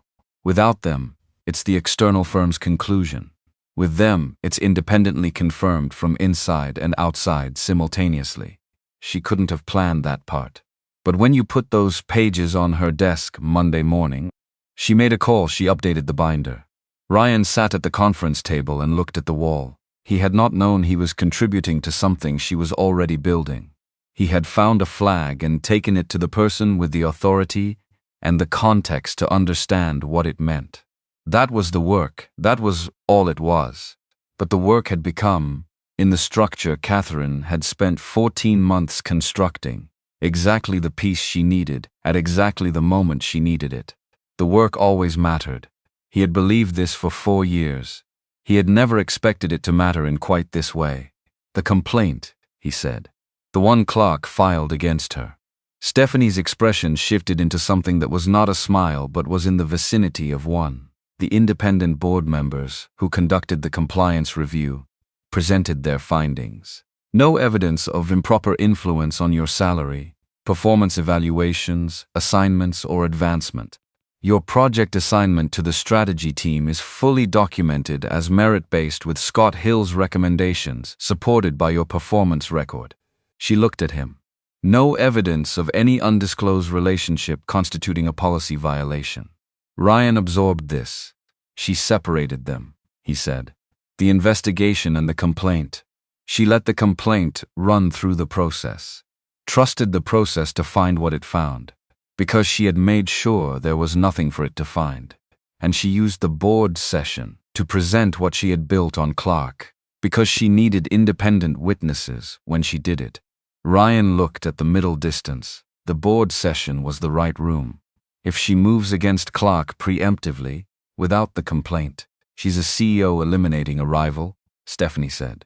Waiting for him to file, and then responding with 14 months of documentations, makes the sequence unambiguous. He initiated. She responded, with evidence that had been accumulating since before any of this started. Ryan thought about what Katherine had said in her office the previous night.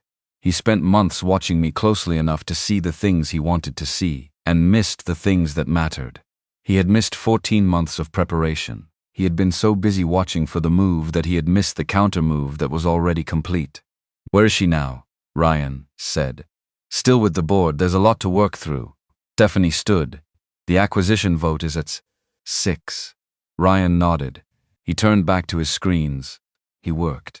He was aware this was the thing she had asked him to do, and he was doing it, not because she asked, but because it was right, and the rightness of it was the only thing he had full control over in this moment, and control was a thing you held on to when everything else was moving. At 7:03, Stephanie walked past the conference room without stopping and held up one hand with her thumb pointed upward. Just that. Then she kept walking. The Keystone Partners acquisition passed the board vote 14-2.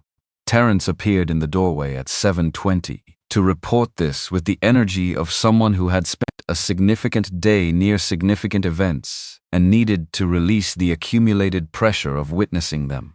Ryan thanked him. Terrence appeared satisfied with this response and left. Ryan closed the Keystone model.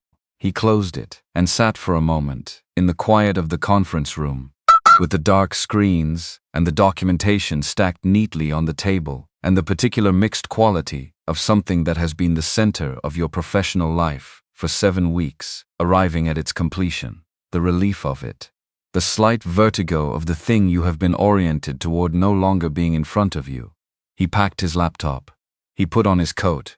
He stood in the doorway of the conference room and looked at the empty table and felt the completion of it move through him cleanly. Then he walked to her office. The door was partially open. He knocked twice. Come in. She was at her desk, working through a stack of documents, the blue-covered binder now in a different location, not on the desk but on the credenza against the wall. Its work completed, its purpose discharged. Her jacket was still on. She looked, as she always looked when she had been operating at full capacity for an extended period, like someone at the end of a long run, not diminished, not depleted, but very much at the outer edge of the sustainable. She looked up when he came in. You heard, she said. Most of it. Stephanie. Good. I was going to. She paused. I should have told you more earlier. You told me what you could. I told you what I calculated was necessary. She said it with the precision of someone correcting their own phrasing. That's not the same thing. He sat down in the chair across from her desk. He looked at her, this woman, who had spent 14 months building something, while simultaneously running a company, and managing a major acquisition and absorbing a campaign of deliberate professional undermining. All of it simultaneously. Would you treat them with kindness? With the characteristic precision of someone who has learned that the only reliable defense against a world that doesn't stop is to be more prepared than the world expects. The 14 months, he said. I noticed the discrepancy in the subsidiary review 2 years ago. Small things. The kind that could be errors or could be choices and you can't determine which without examining more closely. She was looking at her hands on the desk. I started examining more closely. Why didn't you move sooner? Because examining is not the same as knowing. And knowing is not the same as proving. She looked at him steadily. Timothy Clark has been at this company for 15 years. He has board relationships. He has a reputation for institutional reliability. If I move against him on suspicion, on evidence that is suggestive but not conclusive, I'm a CEO protecting her territory. The board might support me. But the doubt is there. It's always there for women at my level. She paused. I needed it to be unambiguous. So you waited. I prepared. There's a difference. The corner of her mouth moved. Not quite a smile. The acknowledgement of one. You said that to me once. About something else. The valuation model. I said you were modeling the outcome you couldn't afford. And I told you that was how I built everything. She was quiet for a moment. I built this the same way. I modeled the worst outcome, Clark moving against me at a critical moment, with enough material to create genuine doubt, and I prepared for it. For 14 months. Ryan looked at her. And last night, when he filed the complaint, and you said tomorrow he intends to end my career, you already had him. I had the documentation. I wasn't certain the board would receive it the way I needed them to. She picked up a pen from her desk. Not to write anything. Just to hold. The closest thing to a nervous habit he had observed in 7 weeks of close attention. There are no guarantees with boards. You present the strongest available case and you trust the process. But you were confident. She considered this. Would you treat them with kindness? The way she considered things worth considering with the full weight of her attention applied to the question of whether the honest answer was the same as the accurate one. Yes, she said. I was confident. He nodded. Something had been settling in him since Stephanie's account. Not resolution exactly. The beginning of it. The relief of a structure under tension being allowed to relax. Your reputation is intact, he said. My professional reputation. She marked the distinction precisely. Yes, and mine. He said it not as a question. The review found no irregularity. Your work on the acquisition is documented, complete, and solid. It will be part of the final closing package. Nothing Clark built can touch what you built. She looked at him with the directness she used when she was saying something she intended precisely. That work is yours. It was always yours. No version of this situation changes that. I know that, he said. I knew it when he started. I know you did. She set the pen down. That's one of the... She stopped. Started differently. Most people in your position, facing what Clark was constructing, would have begun adjusting their behavior, putting visible distance between themselves and me so the association didn't create collateral damage. I know you didn't. No. Why not? Would you treat them with kindness? He thought about it the way she thought about things, with actual attention, not the performance of it, because it would have been dishonest, and because it wouldn't have changed what was actually true. He looked at her. And because you didn't deserve to be managed. The word landed in the room with a specific weight. Katherine looked at him, and the thing happened. The thing that had been happening for weeks in the spaces between the professional and everything else. The thing where the CEO layer didn't get there first, and her face received what was said directly. No, she said quietly. I didn't. They sat in the quiet office. The city outside the 2 windows. The November dark and the lights and the construction crew, still at it somewhere across the district. The same distant percussion that had been the background to some of the best conversations Ryan had ever had in his professional life. There's something I need to say, Katherine said. Her voice had the quality of someone who has made a decision and is committed to stating it clearly. About last night. He waited. It was real. She said it without decoration. I want to be explicit about that. It wasn't a moment of stress or poor judgment or something I'm going to categorize as a professional error. I've made professional errors. I know what they feel like. That wasn't one of them. All right, but it was also, she was searching for the word, actually searching. Not performing the search. Premature. In the sense that nothing has changed about the structural reality of our situation. I am still Katherine Hill, CEO of Meridian Capital Group. You are still an employee of this company. Clark's complaint was resolved, but the underlying dynamic it pointed to is real. She looked at him. Power imbalance is real. I'm not willing to pretend it isn't. I'm not pretending it isn't either, I know. She looked at her hands.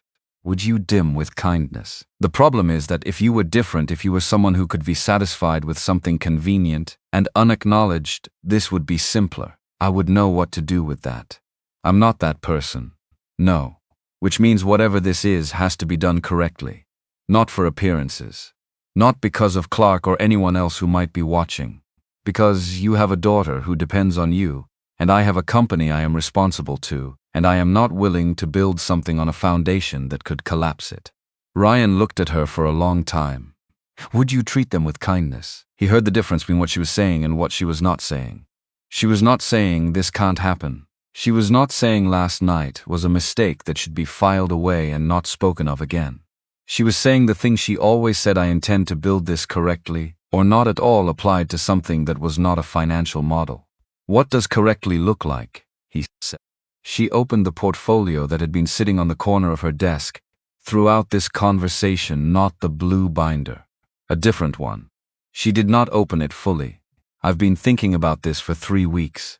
Since the policy email arrived, she looked at him. There are structural changes that could be made to your reporting line. To who reviews your compensation and advancement. Changes that would create a genuine separation between my authority and your professional trajectory, real separation, not cosmetic. She paused. If that separation exists in practice, and not just on paper, then what we are to each other outside this building becomes a different kind of question. Ryan stared at her. You've been thinking about how to make this possible. Since before last night. Since the policy email, she said again. I told you. I model the outcomes I can't afford, and then I figure out whether there's a path that doesn't lead to them. He sat back in his chair. He looked at the scene for a moment, his version of the recalibration that in Katherine manifested as complete stillness.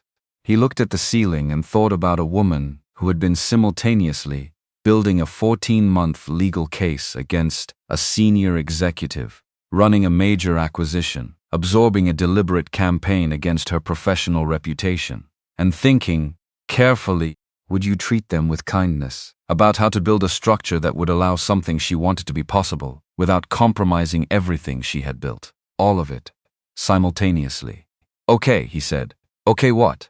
Okay, tell me what you have in mind. Something in her posture shifted. So small. The release of something held for a long time. She opened the portfolio. What she had in mind was, characteristically, specific.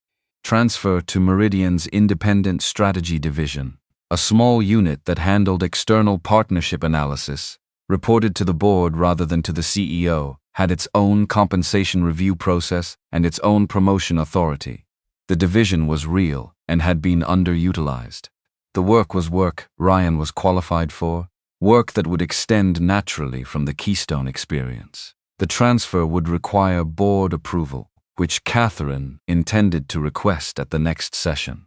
She also intended to propose separately a formal disclosure and conflict of interest framework, proactive rather than reactive, providing actual structural guidance rather than simply creating liability. Not the policy Clark had engineered, something with genuine architecture. You're going to walk into the next board meeting, Ryan said, having just resolved a complaint about a potential relationship with a subordinate, and propose a framework for how those relationships are disclosed. Yes, the board will have questions. The board always has questions. Would you treat them with kindness? She looked at him with the expression that meant the decision had been made and the decision was not going to change. I intend to answer them. He thought about that. Katherine Hill, walking into a boardroom of her own volition, without compulsion, to disclose something she was not required to disclose. Katherine, who had spent 20 years managing what was visible, who had built a career on the precise control of what she allowed other people to see. Walking into that room and choosing to be seen. That's a significant thing to do, he said. Yes, it is. Are you sure? Would you treat them with kindness? She looked at him with the expression that meant she had been sure for a while and was slightly amused by the question. I've been sure for 3 weeks. I was waiting to see if you were. He looked at her across the desk, the tiredness in her face, the gray in her hair catching the ambient light from the city windows, the blue-covered binder on the credenza, finished, the open portfolio between them, beginning. Everything that had led to this room, this conversation, this moment, the marble floor and the dropped folders and the word in the office and the 7 weeks of late evenings and the flag he had found on a Saturday and the compliance session she had walked through alone and the board meeting she had spent 14 months building carefully enough that, when she set it on the table, it was uncontestable. It was uncontestable. This, I'm sure, he said. Katherine nodded. Once. Small and precise and complete. She closed the portfolio. She stood and retrieved her jacket from the back of her chair. She was not going to hug him. She was not going to say something warm and conclusive that wrapped the evening into a package. She was going to say good night in the particular way she always said it. And that was going to be the end of the conversation. And both of them understood this, and both of them found it correct. But before she had her jacket fully on, Ryan said, Katherine. She looked at him. What you built in that binder. The 14 months. The patience of it. Waiting for the sequence to be right. Trusting the process even when someone was using the process against you. He held her gaze. That's not just competence. That's character. She looked at him for a long moment. The CEO expression was present. It was always present. But he was good now at seeing what lived behind it. And what lived behind it, in this moment, in this office at the end of this particular day, was something he was glad to have said, and something she was, he thought, glad to have heard. Good night, Ryan, she said. Good night, he said. He went home. The board approved Katherine's proposed framework on the second Tuesday of December. 9 to 5. Not comfortable. Sufficient. Ryan treat them with kindness. Found out from Stephanie, who appeared at the door of his temporary office on the 12th floor he had been moved there pending the formal transfer, which gave him a different view of the city and a coffee station that was inferior to both of the ones on 12 and 14, and said simply, it passed. Transfer paperwork goes to HR tomorrow. Then she left, which was how Stephanie communicated things she considered important enough to deliver in person but compact enough not to require elaboration. Ryan sat with it. He thought about what it had cost Katherine to walk into that room. Not the professional exposure she had rebuilt from professional exposure before, with the systematic calm of someone who trusts their own competence over circumstances. The other kind of cost. The cost that comes from being a person who has spent 20 years learning to keep everything internal, who has built a career on managing what is visible, who told him once that after long enough you stop expecting otherwise. Choosing to walk into a room full of people whose opinions directly affect your ability to do the work you have given your life to, and saying of her own volition, without compulsion, without anything forcing the disclosure, this is a real thing, and I intend to handle it the right way. And here is the structure I have already built for how to do that. That was not a small thing. He did not intend to treat it like one. The formal transfer completed on December 19th. Ryan moved to the Independent Strategy Division with a new reporting structure, new compensation review, and responsibilities that extended naturally from the Keystone work. Melissa Thompson received him in their first meeting by saying she had read the Keystone valuation model, found it solid, and expected the same standard. He said that was fair. She said she didn't run her division with a lot of ceremony. He said he was fine with that. She looked at him for a moment with the brief evaluative attention of someone confirming a data point they had already suspected. Then she told him to start Monday. He started Monday. The work was different, broader, less intensive than the acquisition crunch, requiring a different kind of attention. It took him 3 weeks to find his rhythm in it, which was about how long genuine adjustment takes if you're being honest about what adjustment actually requires. He did not see Katherine professionally. Their structural separation was real. She had made certain of that, and he respected it even when it felt strange to move through a building where she existed and to organize his professional day, as though that fact were simply neutral. It was not neutral, but it was correct. They had dinner for the first time on a Saturday in January. A restaurant that was neither too expensive nor too quiet, a middle distance. Ryan had chosen and Katherine had accepted without modification. He took that as confirmation. She had looked it up and found nothing to object to. She arrived 2 minutes before the reservation, which he was coming to understand was as close to early as Katherine Hill ever got. And she was wearing something that was not charcoal, a deep blue, a softer line than her usual professional architecture. And she looked, for the first time in the months he had known her, like a person on a Saturday. He stood when she approached the table. She looked at him with an expression that was briefly amused. "You don't have to do that. I know." He sat. She sat. "Would you treat them with kindness?" They looked at menus for a few minutes in the particular silence of two people who are very aware of each other and are allowing the ordinary business of a restaurant to do some of the social work. "This is strange," she said, not looking up from the menu. "Yes. I've navigated more difficult situations in the last 2 months than the previous 5 years combined." She looked up. "And somehow sitting in a restaurant is the thing that feels strange," he said. "I was going to say unfamiliar. But yes." Her expression did the thing it did when she was not smiling in a way that communicated more than most people's actual smiles. "We could discuss the acquisition if it's easier. It closed 6 weeks ago. The Keystone integration is ahead of schedule," she said, in the precise tone of someone who has decided to play along with the terms of a joke on their own terms. The debt position resolved cleanly. The financial models were solid, particularly the comparative valuation work. The corner of her mouth. "I've heard good things about the analyst who built it. He's adequate," she said. He laughed. She didn't. But her face did the thing. They ordered. They ate. They talked about Emily, who had finished her first semester and had declared, with the complete Northwestern first-year certainty of someone who has been intellectually alive for 4 months and cannot imagine returning to a previous state, that she intended to double major in history and economics, which Ryan had received with the particular parental combination of pride and mild concern about future career options, which Emily had received with the look she always gave him when he worried about things she had already decided. "Would you treat them with kindness?" They talked about the renovation. Katherine's contractor had accepted the wider doorway compromise and had expressed this acceptance with the professional grace of someone who has been told he is right about the light and wrong about the proportions and has decided the partial victory is sufficient.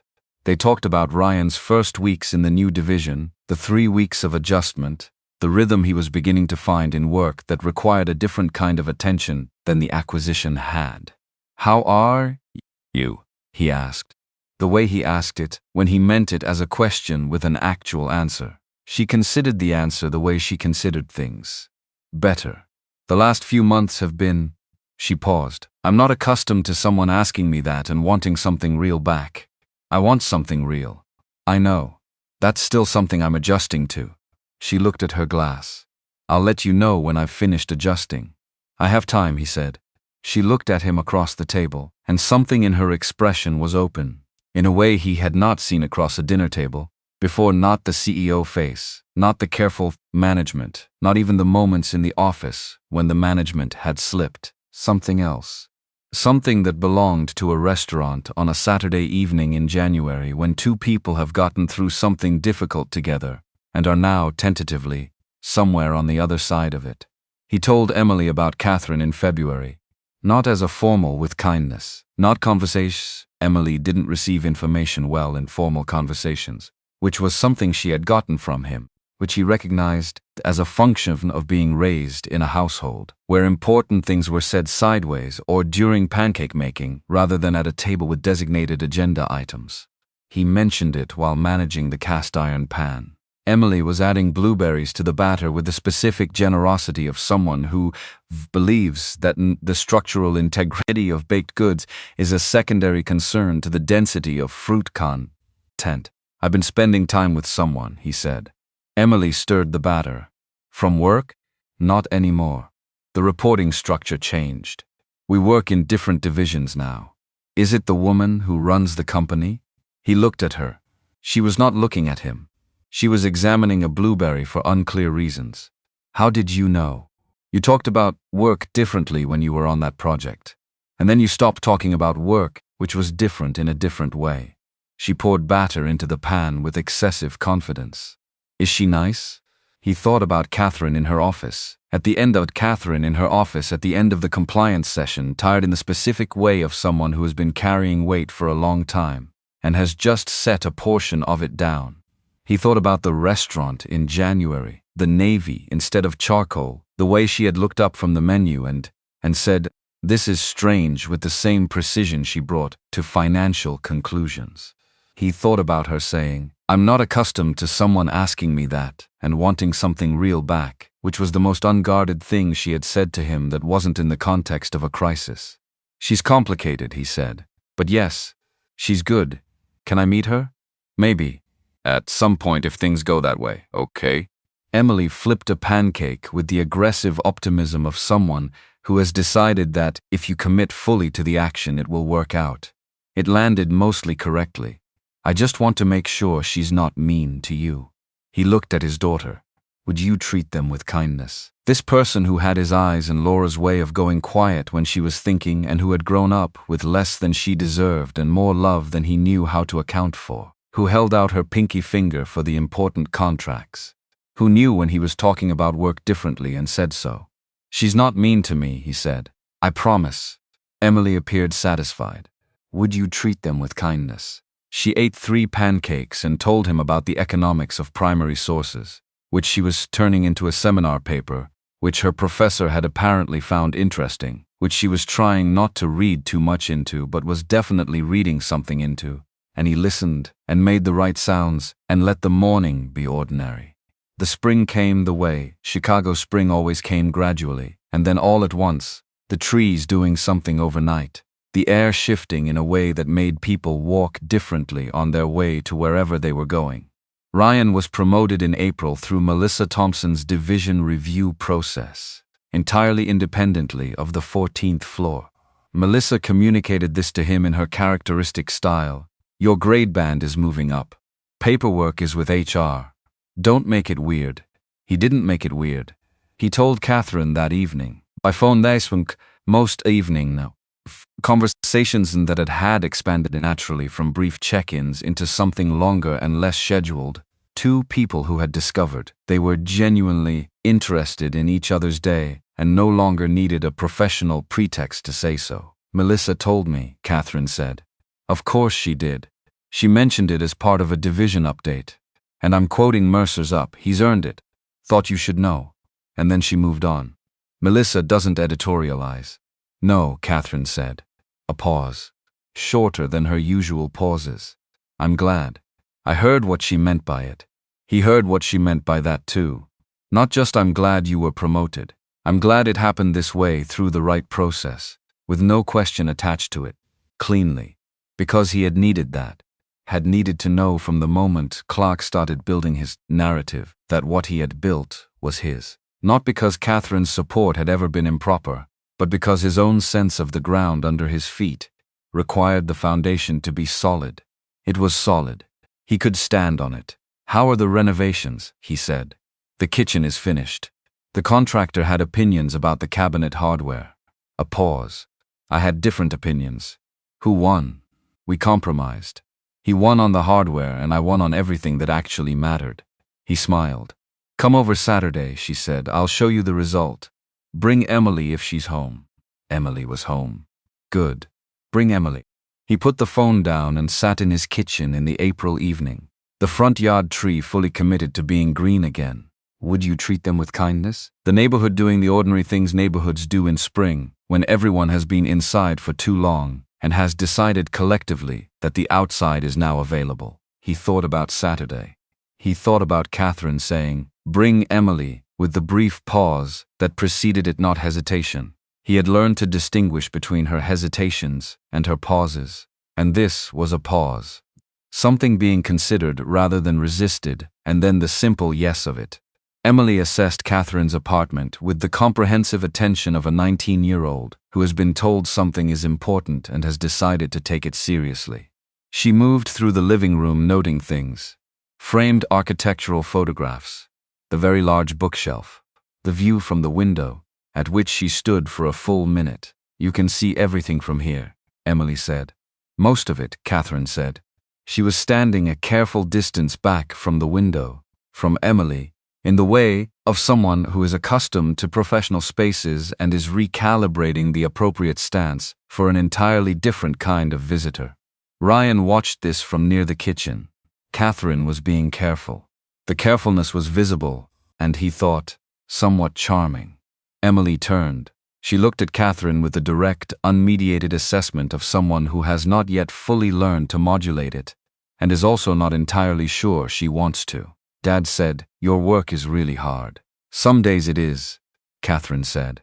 And then not the deflection Ryan had half expected. Not the professional pivot away from a simplistic question about a complicated reality she actually thought about how to answer honestly. "The hardest days are usually the ones where someone isn't being truthful with me about something they don't understand." Emily nodded. "My professor says that too.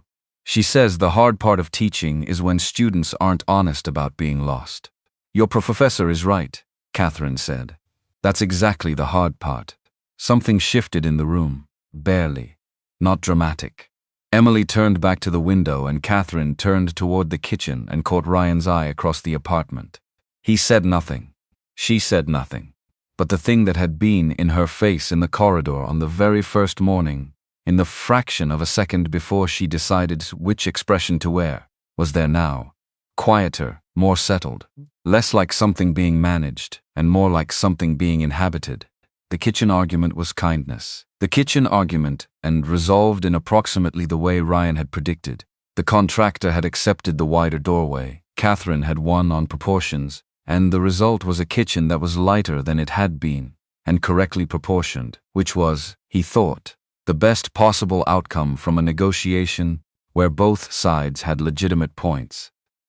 Emily ate 2 pastries from the bakery Katherine apparently visited on Saturday mornings and informed Katherine, with the authority of someone who has strong opinions about baked goods, that they were very good. Katherine thanked her with the same seriousness she brought to meaningful board compliments. Emily found this appropriate. The Keystone acquisition closed fully in May. There was a closing dinner at a rented restaurant. The people who had done the work gathered in one room, decent food, speeches that were well-intentioned and slightly long. Ryan was included, which was correct.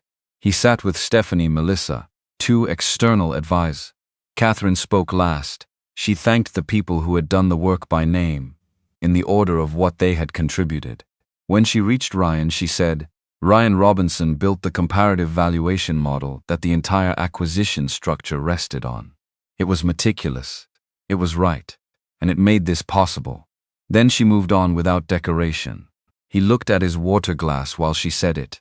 Afterward, outside, the May evening warm enough to be genuinely pleasant, people dispersing into the city, Katherine appeared with kindness.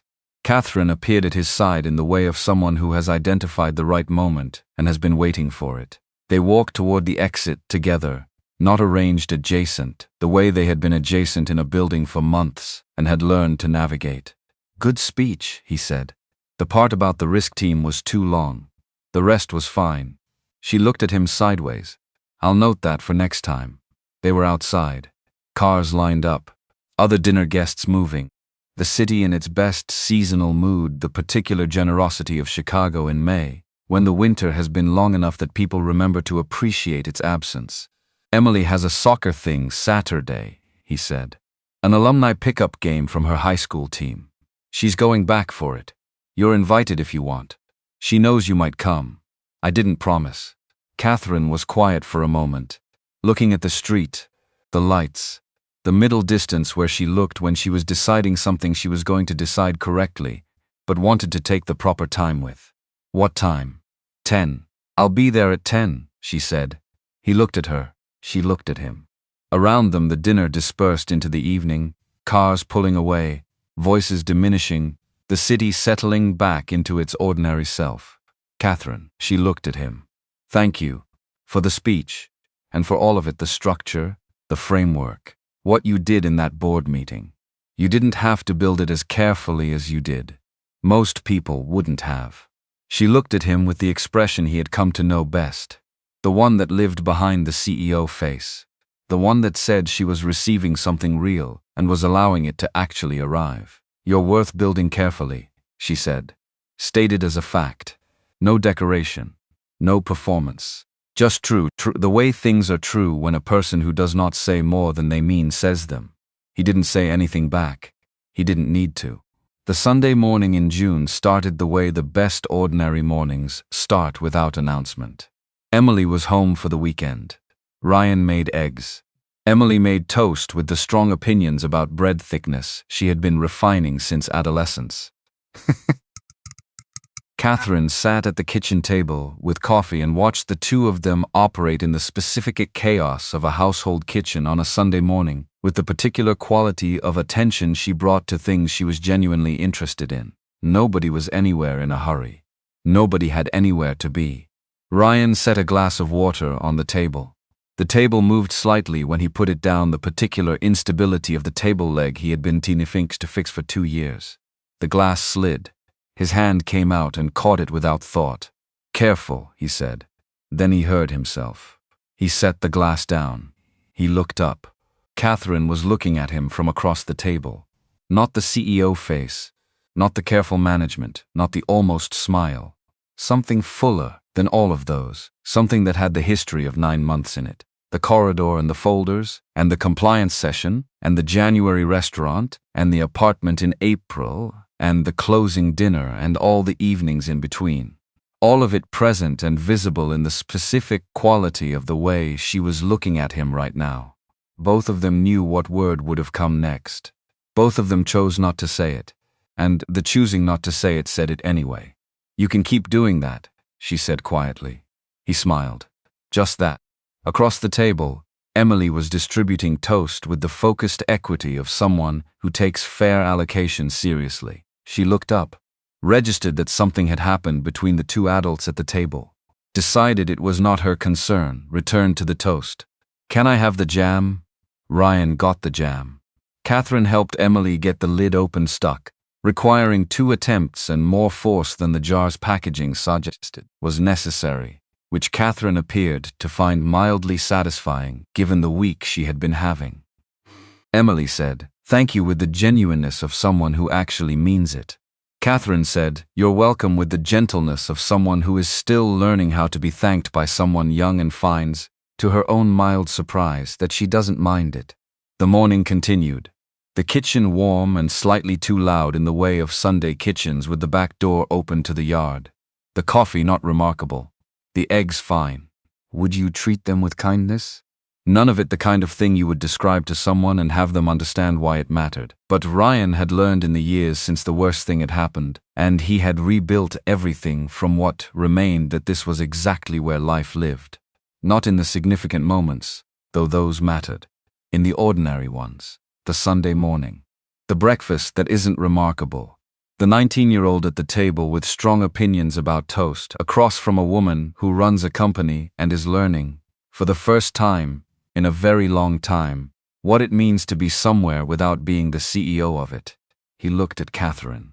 She was listening to Emily explain why the toast thickness issue was more significant than adults generally acknowledged, and she was listening with real attention, and something in her face was open in a way that 9 months ago would not have been possible.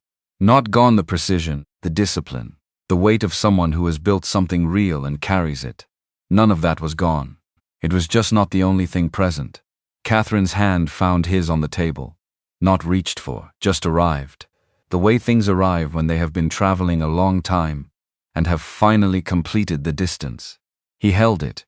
She didn't look at him. She was listening to Emily. Would you treat them with kindness? Because Katherine Hill had never learned how to give anything less than her full attention to something she had decided mattered. That was the thing Ryan had understood first, before anything else, before any of the evenings or arguments or the 7 weeks of working alongside each other in the acquired language of close collaboration. He had understood it the moment she had stood in her doorway after catching her in a corridor and asked, "Did you mean what you said?" Not what most people would have asked. Not the efficient professional response. Not the gracious deflection. She had wanted to know if it was real. He had spent 9 months proving that it was. She walked beside him in the Sunday kitchen with her hand in his, and Emily's voice carrying forward into the morning, and outside the window the June neighborhood did what June neighborhoods do. Green and unhurried, and entirely unaware that in the ordinary midst of it, in a kitchen, with a slightly unstable table, leg and eggs on the stove, and toast with strong opinions about thickness, would you treat them with kindness? 3 people were in the process of becoming something that none of them had planned for, and all of them in their different ways had needed. Not a beginning made for people who had never been through anything. Not the easy kind. Just a beginning which is the only kind there is, and which asks, not whether you are ready, but whether you are willing, and which arrives not when you have organized your life into the correct configuration for it, but when your arms move before you decide to let them, on an ordinary Tuesday morning, with cold coffee, and dropped coffee, and dropped folders, and a word that comes out of your mouth before your brain has any say in the matter. He hadn't been ready that first morning. He had been willing. He just hadn't known it yet. Outside, the city moved through its ordinary June concerns, indifferent and full of itself and entirely unaware. Inside, the morning continued. The toast was acceptable but slightly too thick. The jam was good. The coffee was fine. Would you treat them with kindness? Emily had opinions about all of it, which she delivered with the serene authority of someone who has decided that her opinions are facts and is simply reporting them. Katherine listened, and somewhere between the toast and the coffee, and the ordinary particular warmth of a Sunday kitchen in June, she let herself be, for a few hours, somewhere, without being anything other than exactly where she was. Which was, Ryan thought, watching her, listen to Emily with her hand in his, and the morning light doing what morning light does in June, everything.